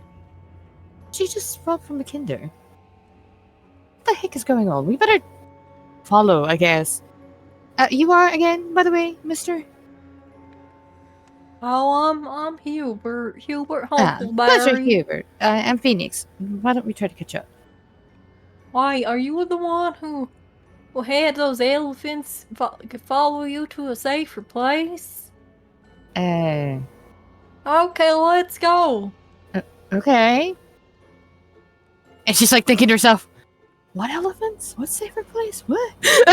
But she's not going to question it now. She's going to start booking.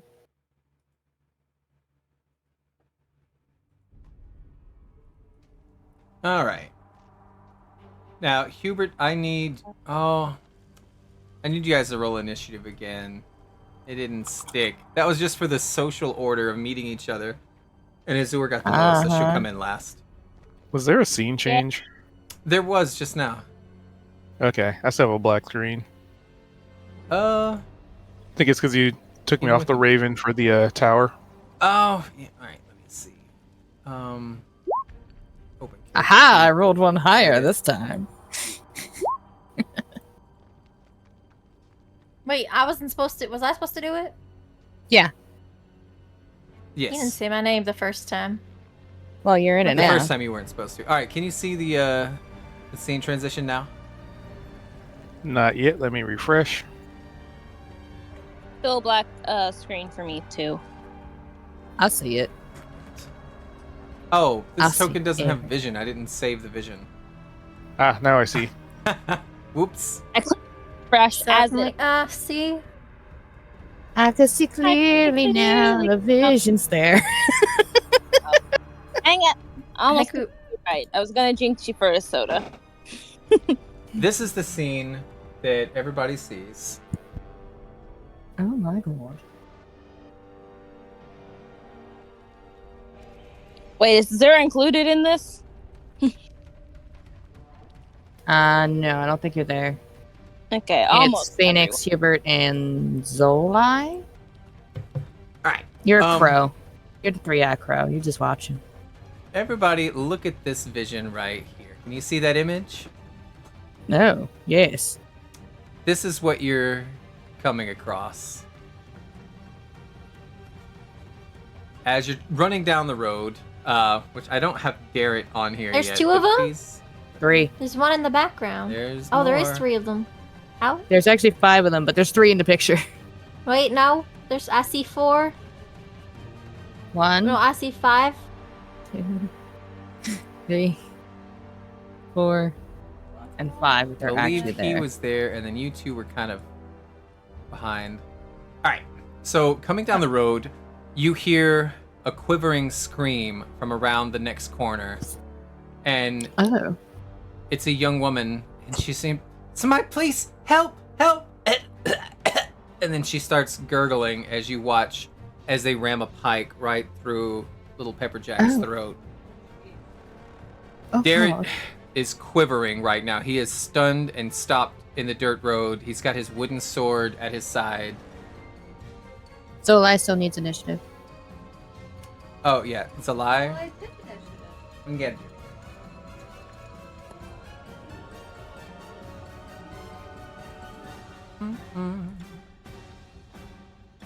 Oh, is it that you have to check your thing and then initiative still?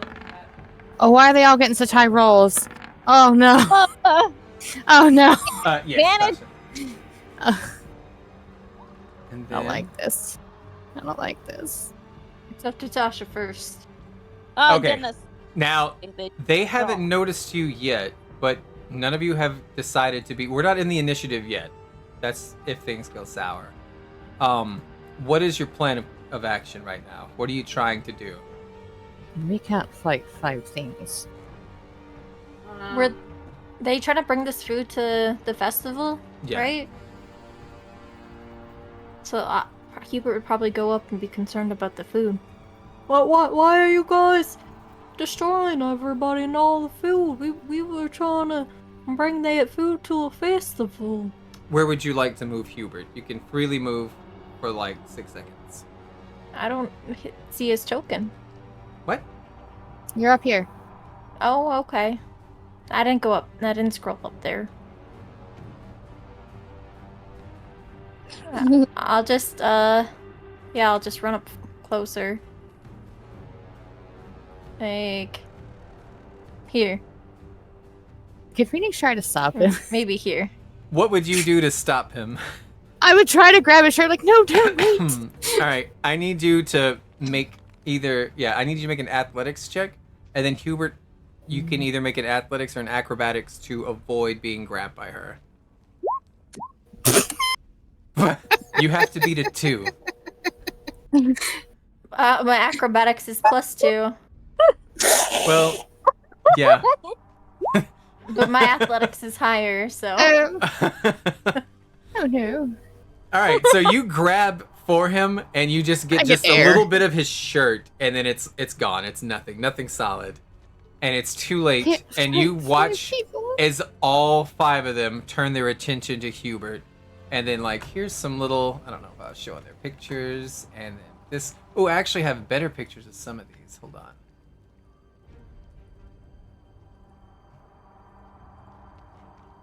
Well, There you go. Here's the one in the front. Oh.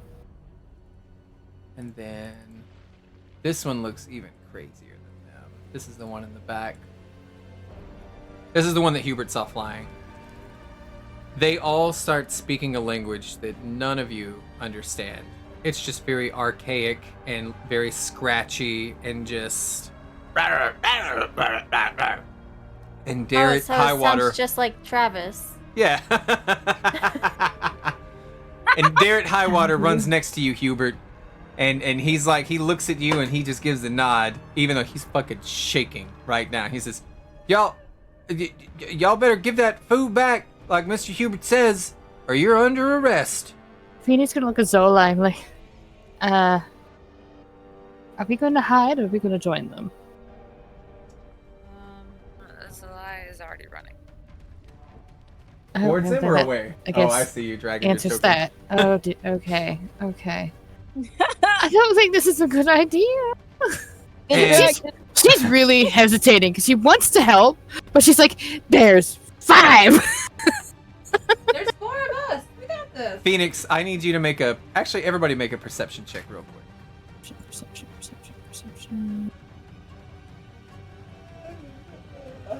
21. Oh, really good, really good. I see everything. I'll give you some extra stuff. Zalai, you notice your friend here coming out of the woods. She looks like she herself has had quite an experience today. Where am I? Azur, you're kind of like maybe hesitantly like creeping forward, maybe knees bent, because you can see all the ruckus and the screaming, and they even killed the horses. Their claws have ripped through the solid plated armor and left these huge... These are creatures you guys have never ever seen before, never heard of before. They're just scaly lizard people with wings. Some of them have like deformed, like vestigial kind of like wings. And blood everywhere. But you do notice you have your buddy Zalai over here, and you know some of them a little bit. Phoenix, you would note that this person in the back seems to be barking out orders. These two seem disinterested in fighting right now, and these two are definitely approaching the 3 that are here. Oh, this is not good. And, guys, watch out for the one in the back. And she'll finally come a little closer. If I'm allowed. Am I allowed to move now? Go ahead. Okay. She'll go to here and kind of stand behind the big woman. She's like very hesitant about this. Inside check as well. Who? And you. Me? Because of your high perception. Because you would also notice these 3 right here, I have them marked with red tokens, Oh, I red got a little 10. dots. They have been fighting, presumably against these knights, and they are injured. This one in the back, or in the front, is like full healthy. This one in the back's full healthy. These 3 in the middle, they are hurt. They are bleeding. Insight check was pretty low, so that's all you're gonna get. Oh, if she can tell that, then she would actually move here. Now, even with the 10, if all of you join forces and fight these guys right now, there's like a 10% chance you live. That's what your insight's telling you. This is a 10% chance of what? You cut out. Oh, 10% chance that you live. This is almost assuredly certain death. I'm pretty sure we don't want to fight. Especially this thing in the back. You think it by itself could probably swoop in and kill all of you. Hubert, you would know this too, because that's the one that took out the carriage driver in one hit. It was just disgustingly brutal. However, I'm known for taking these risky. But that is where we're ending tonight. Cliffhangers. Nito's got homework, so... And we usually play till 11. It's 10:52. She can have 8 more minutes of homework. Yep. All right. And Cube, you will be joining back in. I've got it paced. I was gonna have you, show you'll be in this scene too, unless they just kill everything so fast and get lucky. I was hoping to throw you in as like a little savior, with your licensed magic. Right. Can you be a how's that song go? Fuck. I will be your savior, isn't it? I need a hero. Let's go ahead. I was gonna say Against the Wind. Kendra's favorite. Anyway, continue. Let's vote for inspiration. Julie, at the end of the session, we talk about what somebody did that we liked, and we vote for them to have inspiration. Inspiration is your reroll token, which you will be needing for this fight, I imagine. This is going to be hard. But this is supposed to be a tough campaign, though. So this is a war campaign. This is going to be rough tactically for forever. So just every time you're in a fight, just think, wow, Dusty's trying to kill us. Okay, Anyway. okay. So who wants to go? Phoenix, you go first, because you know how to do it. Please. There hadn't really been much that happened today that was like, oh, wow. Yeah. But I did like the fact that Zolai went after this little tiny kid.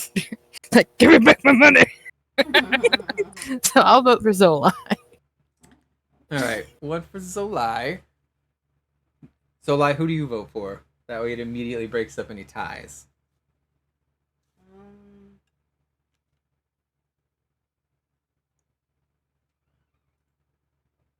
Hello? She's thinking. Is it? I feel like Oh my.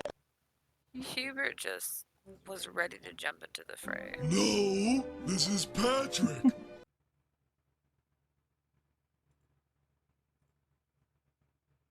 I love you. All right, so one for Hubert, one for Zolai. Hubert, who do you vote for? I normally vote for Juniper, but she's not even watching your stream, so she doesn't get my vote.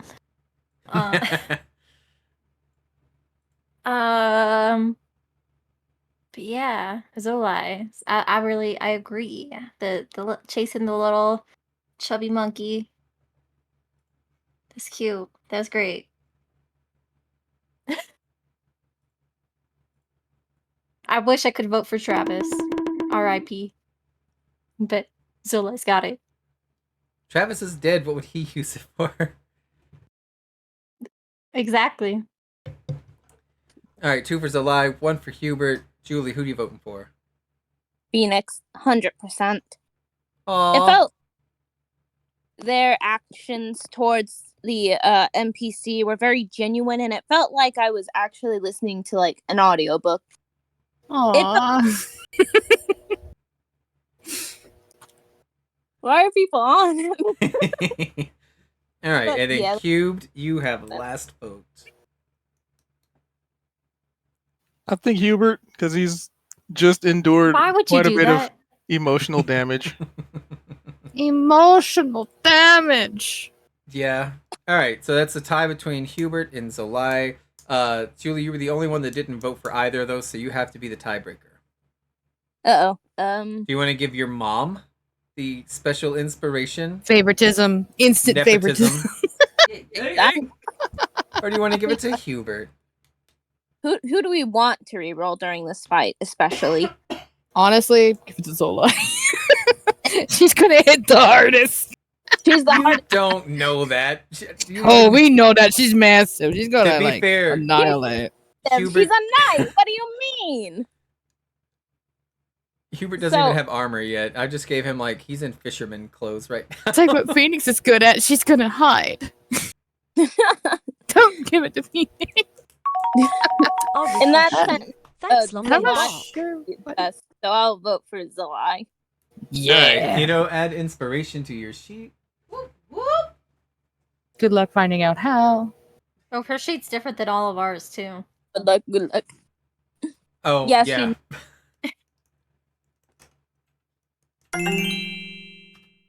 Alright, well, thanks for playing. Thanks for watching. People who watched. This was fun. We'll do it again next Sunday. It's delicious Okay. long See who kebab. lives and who dies. Character death is a very real thing on here, so I warn you now that if I die, I'm literally going to make like 70 backup characters. well, just as a heads up, my policy is if you die, you have to skip the next session. You can watch it, but your character doesn't mystically like come in and you know, you get to go in the session after that. Damn. How cruel. Mm-hmm. Don't worry, I'll have 3 extra backup Try not to characters die. lined on. Alright. Thank you guys so much for having me. I realize I'm a noob. But I mean, I was a noob once too. We all were. It's all good. I'll start somewhere. This is like only my 4th or 5th session. So I feel you. I get it. I still struggle even though I've been around for a little while. Oh, I'm very surprised. Yeah. I had That's- one session where I played a rogue, then I played another session where I played a second rogue, but not my first one was a rogue human, my second one was a rogue centaur. Then I played Kaito the Barbarian and Kaito the Barbarian in another one, and now I'm playing Phoenix. And I DM one session. Okay. So it's okay. We'll learn together. Drink And water. I haven't used 5e before, so this is all new to me. Okay.